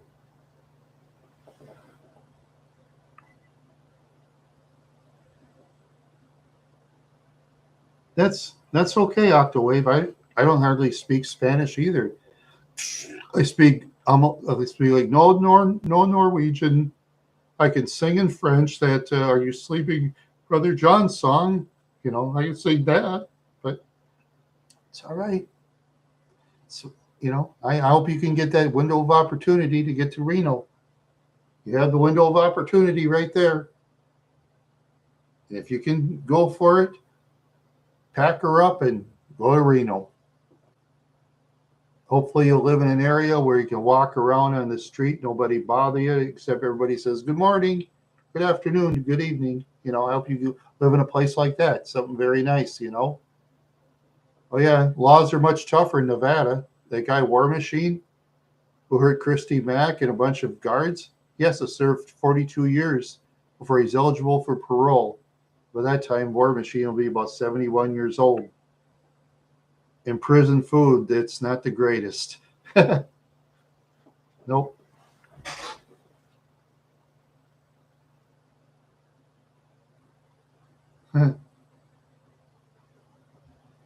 No, I said I'd rather watch other videos. It could mean any videos. It could be mine and other people's too. It could mean the other world according to Bob too. If you'd rather watch his videos, for example, the Bob the expert guy at comic books. Hmm. Well, anyway, it all depends on the individuals what they want to watch. Yeah, all depends on individuals. I know a lot of good channels that quit, and I've known a lot of bad channels who keep going too. Yeah, yeah, yeah. No, like I say, I have plans for the future for my own channel. I just hope it can pan out. I just hope so. I hope it can pan out.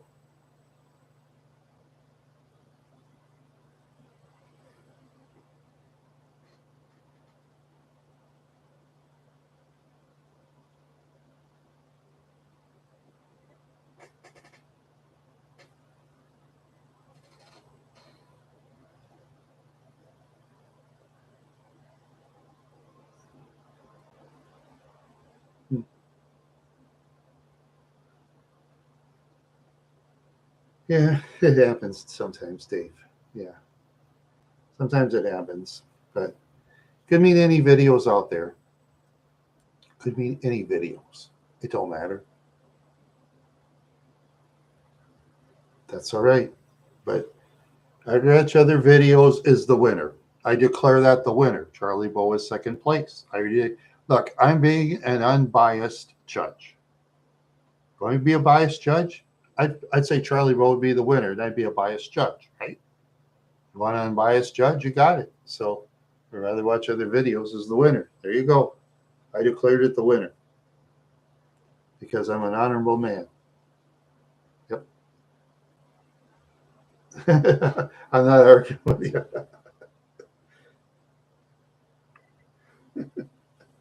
I'm not arguing with you, but just saying, okay, if it's my videos or anybody else's, that's fine. It's all right.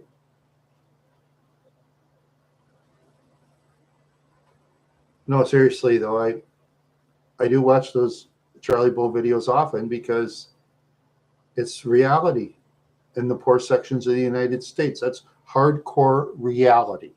Hardcore reality. It's about as real as you can get. It saves me from going down there.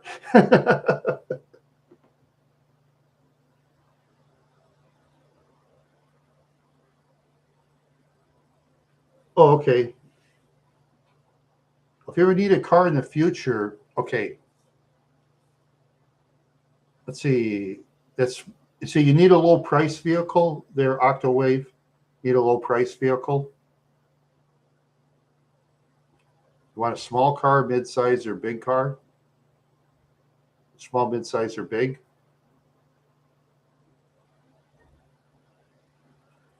Yeah, sometimes he talks as well. Sometimes he'll get out of his car, he'll talk, and sometimes he'll go out with his camera, he'll walk around.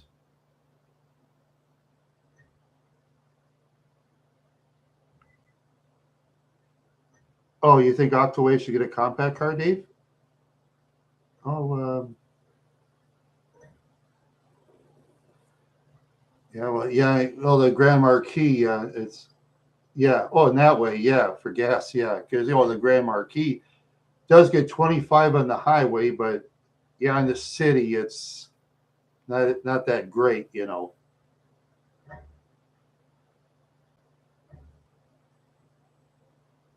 Yeah,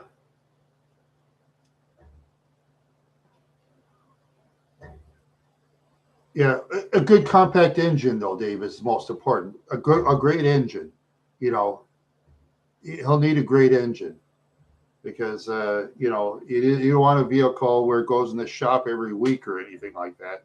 Plenty of those out there. Like my '89 Cougar I had when that thing lived in the shop. Oh yeah, so did the '78 LTD too. That half lifted. No, Brian Howell fixed that car. Yeah, and my friend Brian Howell from the old YouTube videos, he used to nickname that car a shit box. He's a fucking shit box. He'd say, you get mad. I said, I know, Brian. He said, your dad shouldn't talk in that car. Your dad's just a stupid fucker. He said. I didn't say anything.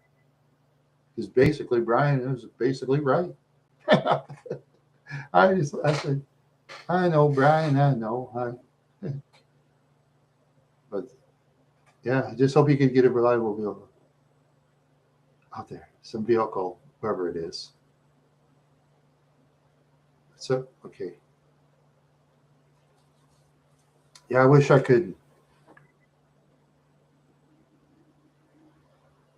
But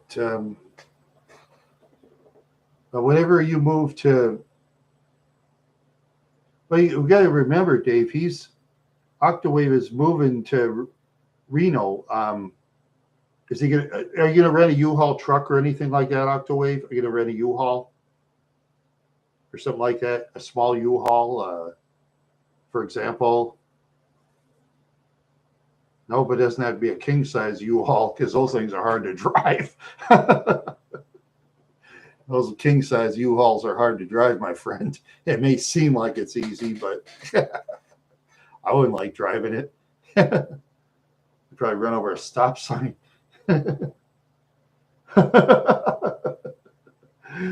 Monkey mommy also. My wrench. My old wrench. Yeah, no, we're just talking about vehicles there, my friend. You know, I've said nothing bad about you. Everything great. Tell my subscribers, you know, the rules of the media game, you know, stuff like that. Get an education, you know. It takes a lot to plan on the media thing. I got almost 100 subscribers to subscribe to some idiots trying to sabotage me.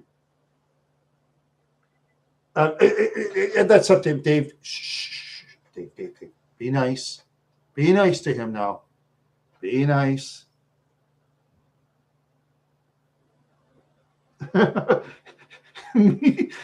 me entertainment. Oh, jeez. Yeah, you're 10,000 times more entertaining than me. Now, sometime, okay, yeah, I know. Sometimes, with Simmy and Jimmy, I'm that chat moderator.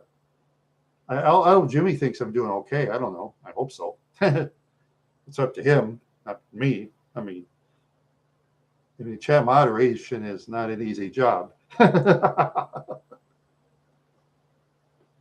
Oh no, I haven't seen that movie. No, no, I'm kind of flying around in outer space. You know, I'm out in outer space. I'm flying around in outer space. Oh yeah, sometime I gotta.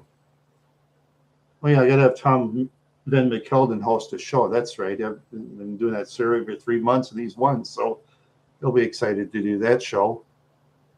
Oh, and Mitch Victor, he's going to get something new pretty soon. He ordered something. He says he's going to beat me. All right, I'll be ready for him. Okay. Yeah.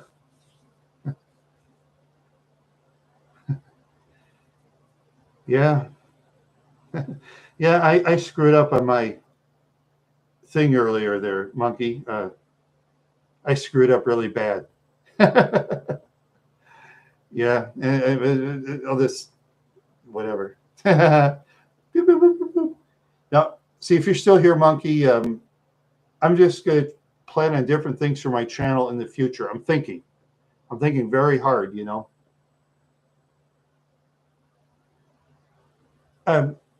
Yeah, we could do it sometime in the future, but let's plan before the show, okay?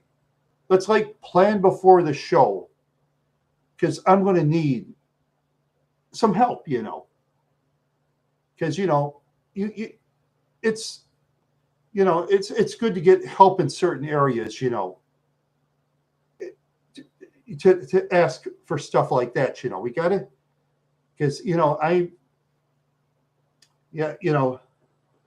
yeah, that's what I mean. That'd always be good. Yeah. Oh yeah, that'll always be good. A lot better than being put in a cop hold, sitting on a lap, and me against the back of the, better than that. I hated that. He's a lucky man to live a good life. He's a lucky man. He's a lucky man.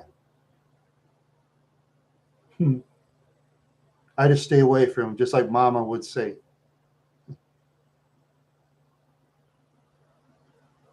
But we'll see. Octawave, we got a plan on the future. Well, What's in the file cabinet? Oh, oh my.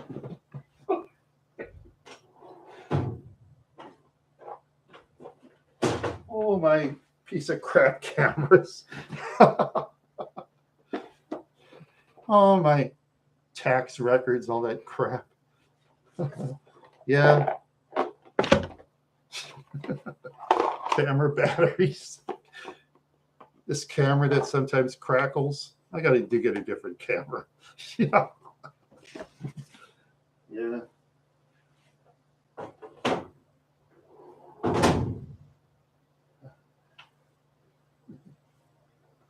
Yeah, you're funny, monkey. I just don't have much of anything in those file cabinets, you know. Occasionally, I believe I can lock it up because I only pay $10 for a 4-drawer filing cabinet where I have a key to lock things. Oh yes. And get this, there, monkey mafioso. See this chair I paid $5 for? They had chairs like this at Madison School. They used to throw things against the wall, throw them down the stairs. They never break. $5. I bought 2. I bought a couple school desks too. Yeah, I buy a lot of odd things. Bought that jacket for $18. That's actual Burnsville Braves high school state champion jacket. How many chairs? Besides those 2, got a couple of folding chairs. This one I bought for, oh God, I think $18, $19. This crap from Walmart I bought for, I think $8 at a clearance rack a piece. I'll give those away to some poor person. Yeah, there's always poor people that take stuff. I'll just give it to them. I'll say, here, have some for free. And sometimes those poor people, thank you. Oh, you're my best friend. You're welcome. And that'll be about it. Chairs like these, I wouldn't even want them. They're junk. Yeah, old stuff is much better. Old stuff is much better. I know that for a fact. Yeah. Yeah, that's for sure. That one from the Salvation Army, I paid I think $11 for that. That was sitting there for 4 months. That's an old lamp from the 60s. They last forever. It's kind of funky. Yeah. My mom and dad's old lamp. My family would probably throw it away. That's my family members probably throwing the garbage. Oh, hey, little Will. I paid this on the clearance rack about 20 years ago. Same battery for about 10, 15 years. All kinds of out-of-style gadgets. I just buy stuff out of style. What can I say, right? Yeah.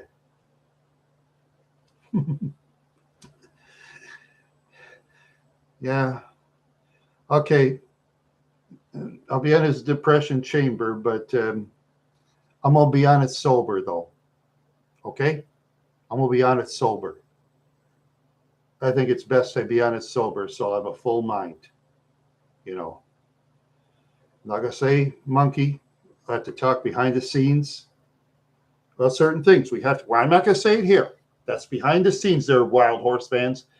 And you want to go cry to your mama about it, you Wild Horse fans, you go ahead. Because Monkey Mafioso, he could bring the people. No, not really. But it's best when I'm sober, though. Yeah, it's best when I'm sober. It's best when I'm sober because then I have a full mind, you know. Right now I don't have a full mind, you know, because that's the way it is. It's the way it is. I'm always sober when I drive my vehicles, though. That's the thing. Do not drive your vehicles drunk or stoned. Please don't. It doesn't matter, for example, now if I like law enforcement or not, okay? I have nothing against them. Myself. Speaking for myself, I have nothing against them. I always drive the speed limit, you know? I was wearing my seatbelt. I enjoy driving my car now. better in the Park Avenue. Tch, I had a full one, Dave. What are you talking about?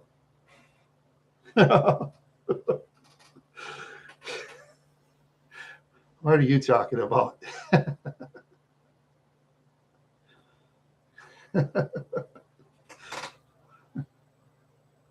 No, no, I drive totally sober because it's fun.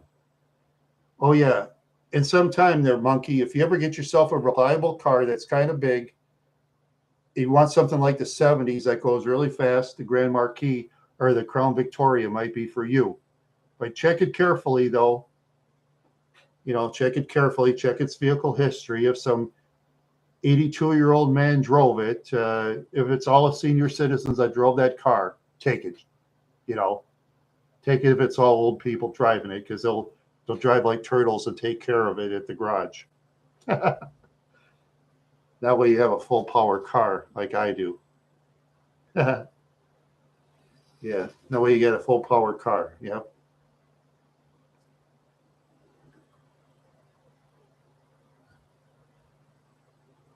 Yes, I had one.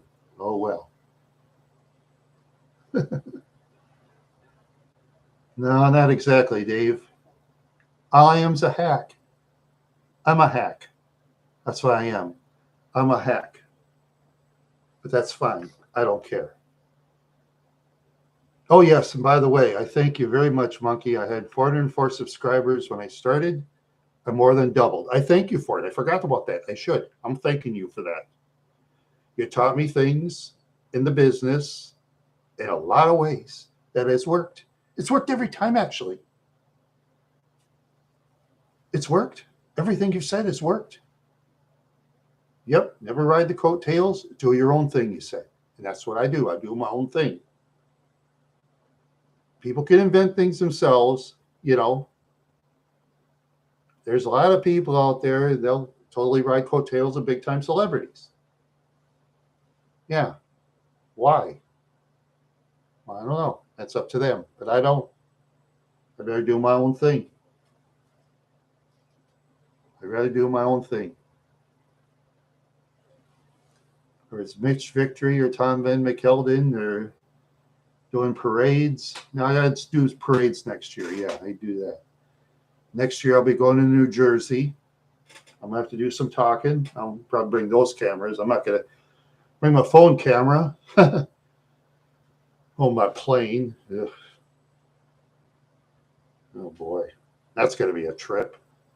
I hope someone is there with a camera. I hope so. I hope somebody's there with a camera. Makes me nervous. I'd rather drive. Driving is more fun. I've driven all the way to Silver City, New Mexico in an 1986 Chevy Caprice with a V6 engine. Try climbing hills with that car, and try climbing the Rocky Mountains with that car once. Oh, wait.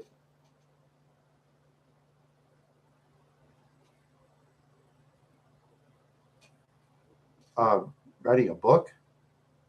I don't remember writing a book. Maybe. Okay. October. Maybe I said that on another show when I was flying. Okay.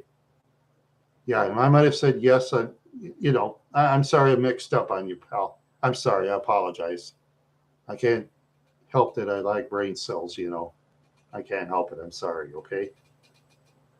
I'm not very bright. Really, I'm not. Yeah, I know, but it takes an author and it takes a publisher and all that stuff. They'll see if it works. I don't know. And I got to find my pictures to put it in. I have to find pictures to put it in to interest the viewers, but I don't know. A lot of people these days seem to want to read books on what celebrities do. Oh, today I had some truffles and I had some champagne going on a boat. Oh, I'm going across the Riviera right now. Oh, look at the cool looking dolphins hopping around. Oh, that is so much. Everybody wants to read books like that these days. You know? I think today's people are just having different interests than they used to. It's because of the social media thing. People are just, you know, oh,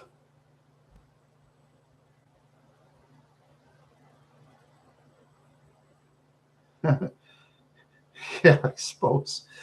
Yeah, yeah, I'm just saying. No, oh yeah, there's actually people that have told me. They said, you know what, Randy? I'm surprised after all you've been through, you're not in prison. I just tell them, innocent people are my friends, and I never want to hurt people's feelings. That's what I tell them.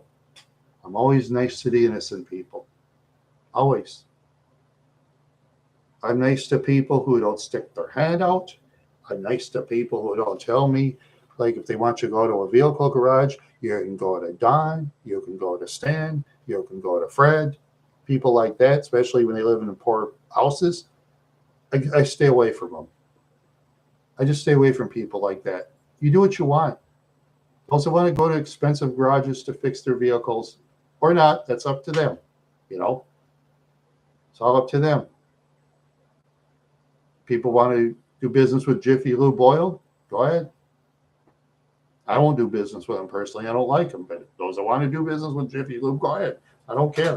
So what? You know? Yeah.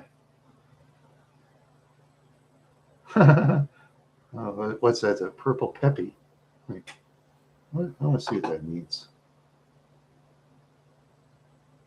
Oh, doesn't say. I don't want to go around my computer mouse. Oh, okay. I'll have to talk to Jimmy behind the scenes on the future depression chamber. I don't know when it's going to be on. We'll have to see what happens. Okay, that's all I can tell you. I don't know. We do plans behind the scenes. It's totally behind the scenes. So it works in the business. Mitch Victory's going to get something, but I'm not going to tell you what it is. He's getting something. Yeah, he'll show you. Tom will be very happy. Yeah.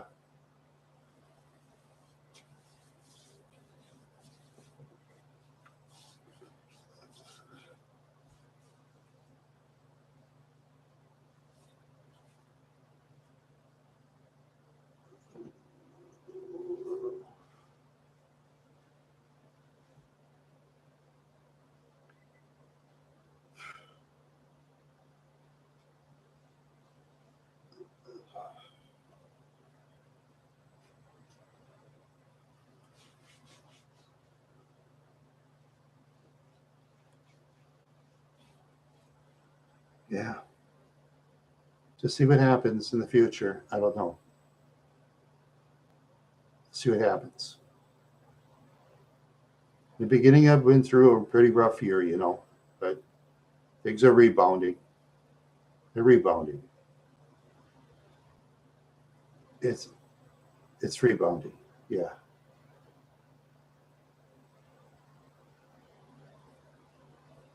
No, he just came on his own. I didn't ask him to come on. He came on his own. I didn't ask him. He comes on and off on his own. You don't ask him. He comes and goes when he wants to. That's the way the business is. That's the way they do it in the business.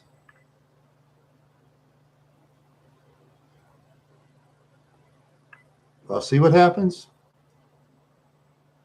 We're gonna have to do stuff behind the scenes, but I'm gonna tell him I want to be 100% sober when I'm on his show.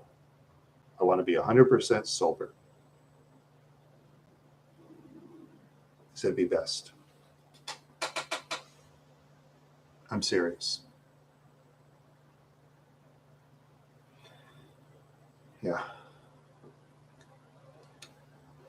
I just, you know, but it's not going to be the whole show though. It'll be part of it. He has other things too.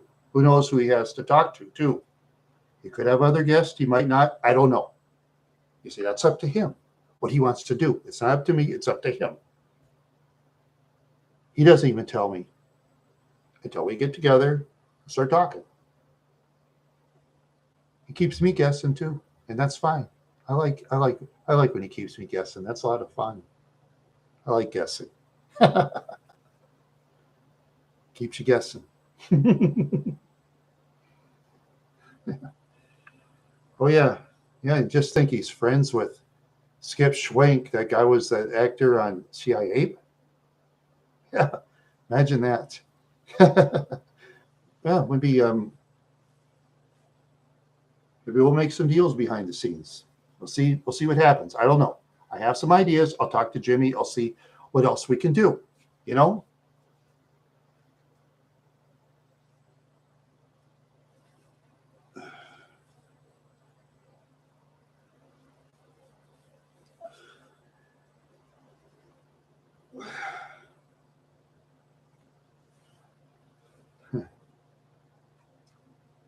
Yeah. Dave. Dave is a dreamer. He is a dreamer. Dave is in a dream. And he's a dreamer. That's a dream. You don't tell him what to do. Never. Mm-mm. No.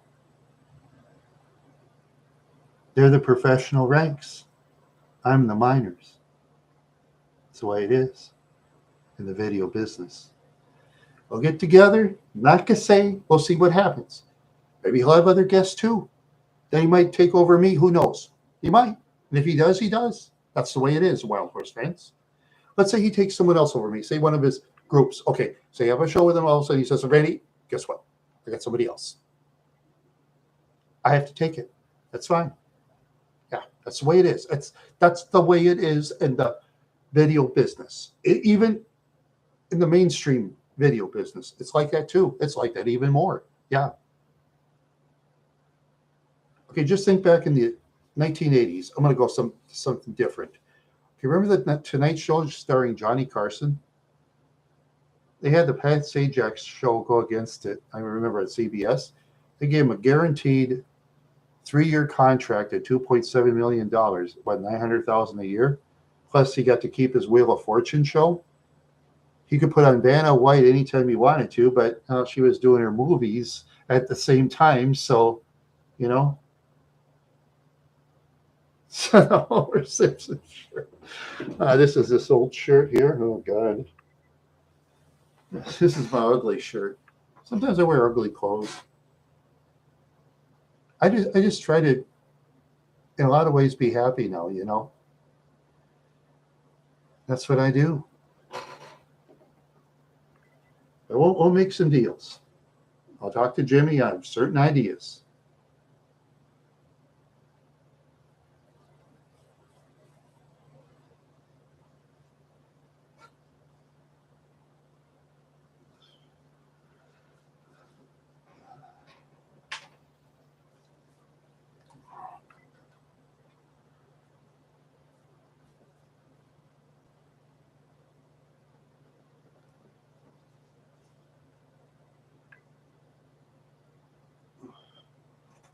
Yeah.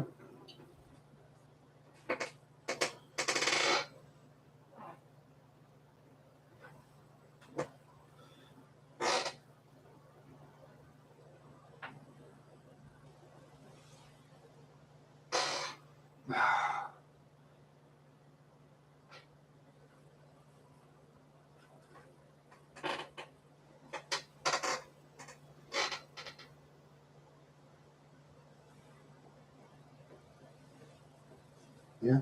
Just thinking of some ideas.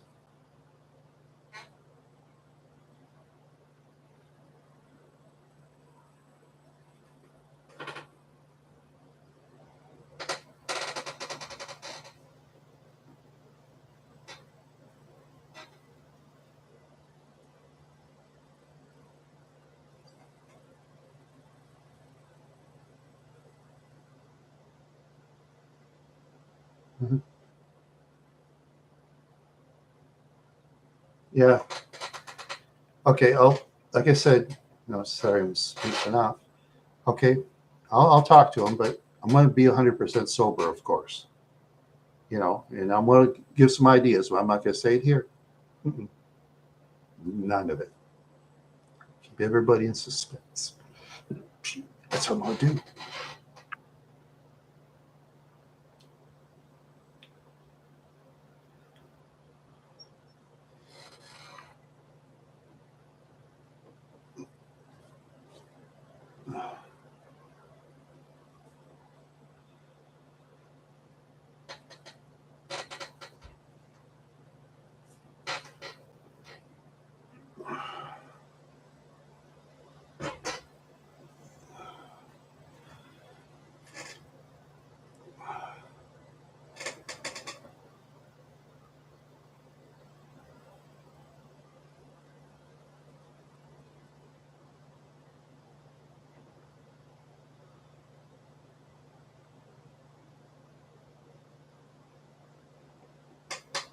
Where's the fun in that? Oh, we'll see what happens. And once I sober up, I'll figure out what's going on. I'll have to email him and tell him, and like I said, we'll see what happens. We'll talk it out. He says his thing, I say my thing on certain things. That's the way it is. I'm grateful for what he's done. I'll tell you, I was 404 subscribers and I talked to him. And that one guy that Dave, you mentioned earlier, Jimmy said, ignore him.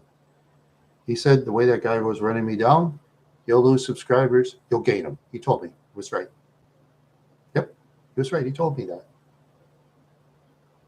Totally ignore him. He said up here, you gotta learn to take things. Yeah.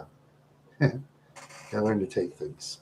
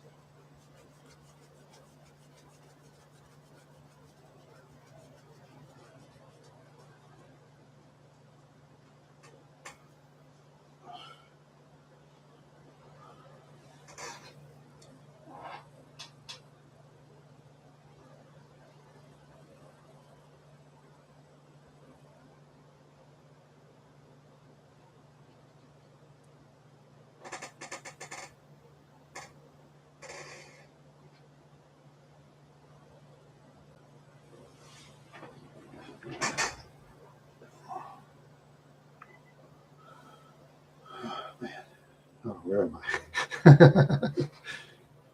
I'm in the. My shows aren't that good. I'm sorry. I do such awful shows. Let's face it. I'm sorry. I'm sorry. I'm such a talentless hack. I'm such a hack. Yeah.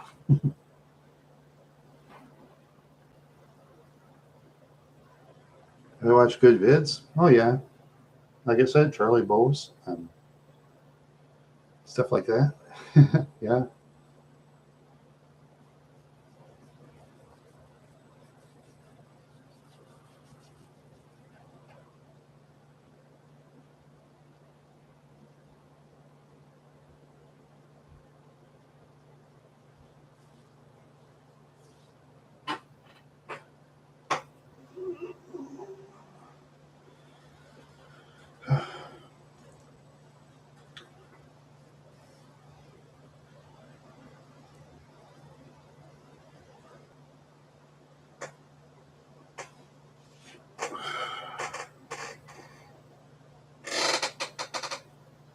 Okay. That's all right. I like to have fun. Life is to have fun, my friends. It's to have fun. Yeah. Life is to have fun. Yeah.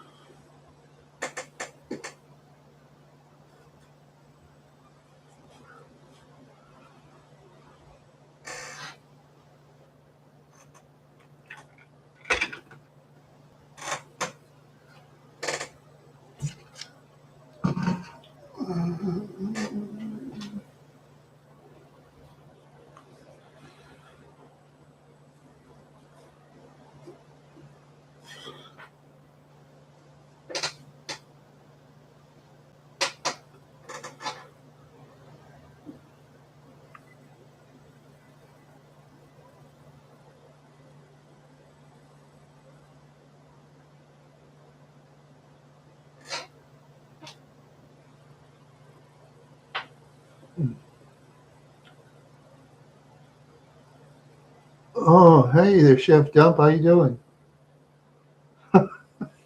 I know I'm an astronaut, you know. Wow. Yeah. No, I'm spacing out. Yeah, I'm really spacing out. Yeah.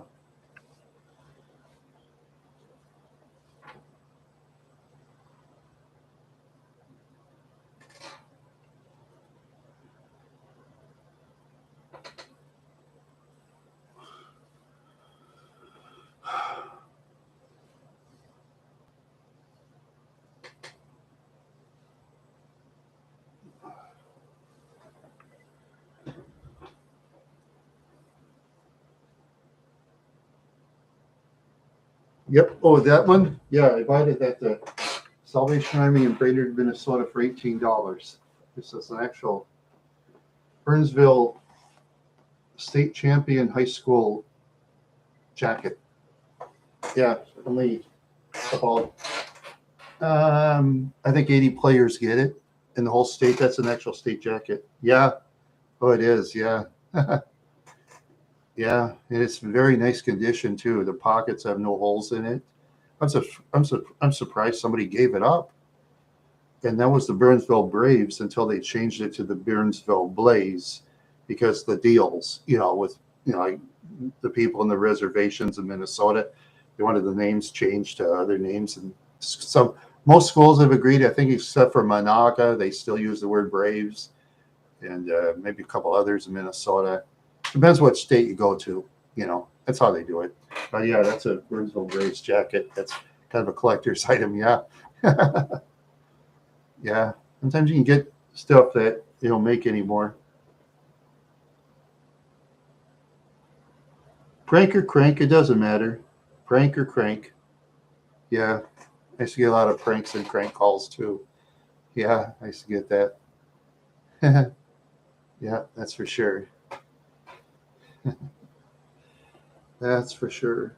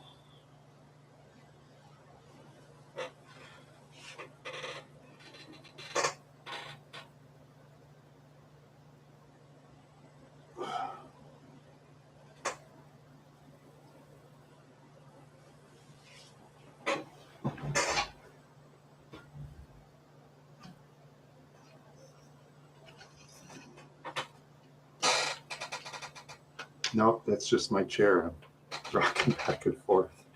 Just my chair. I'm rocking back and forth. Well, anywho, I think I'm gonna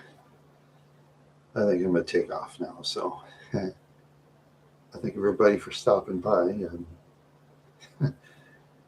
okay, I'll negotiate with Jimmy. Okay, I'm gonna negotiate with him. We'll see what happens after that. Okay, I'm not guaranteeing anything. Okay, I'll see what happens. I don't know. Might be somebody else replacing me. Maybe he'll have other guests that'll replace me. That could happen. And that's fine. That's the way it is in the business. And that's fine with me. I take it. I don't cry. I don't complain. Because with the subscribers I have I'm in no position to complain about anything. And I'm grateful he's put me on his show 3 times. Always have been. Okay? That's the key when you do interviews with other channels. Always be a nice person. That's the key. Great day. Bye.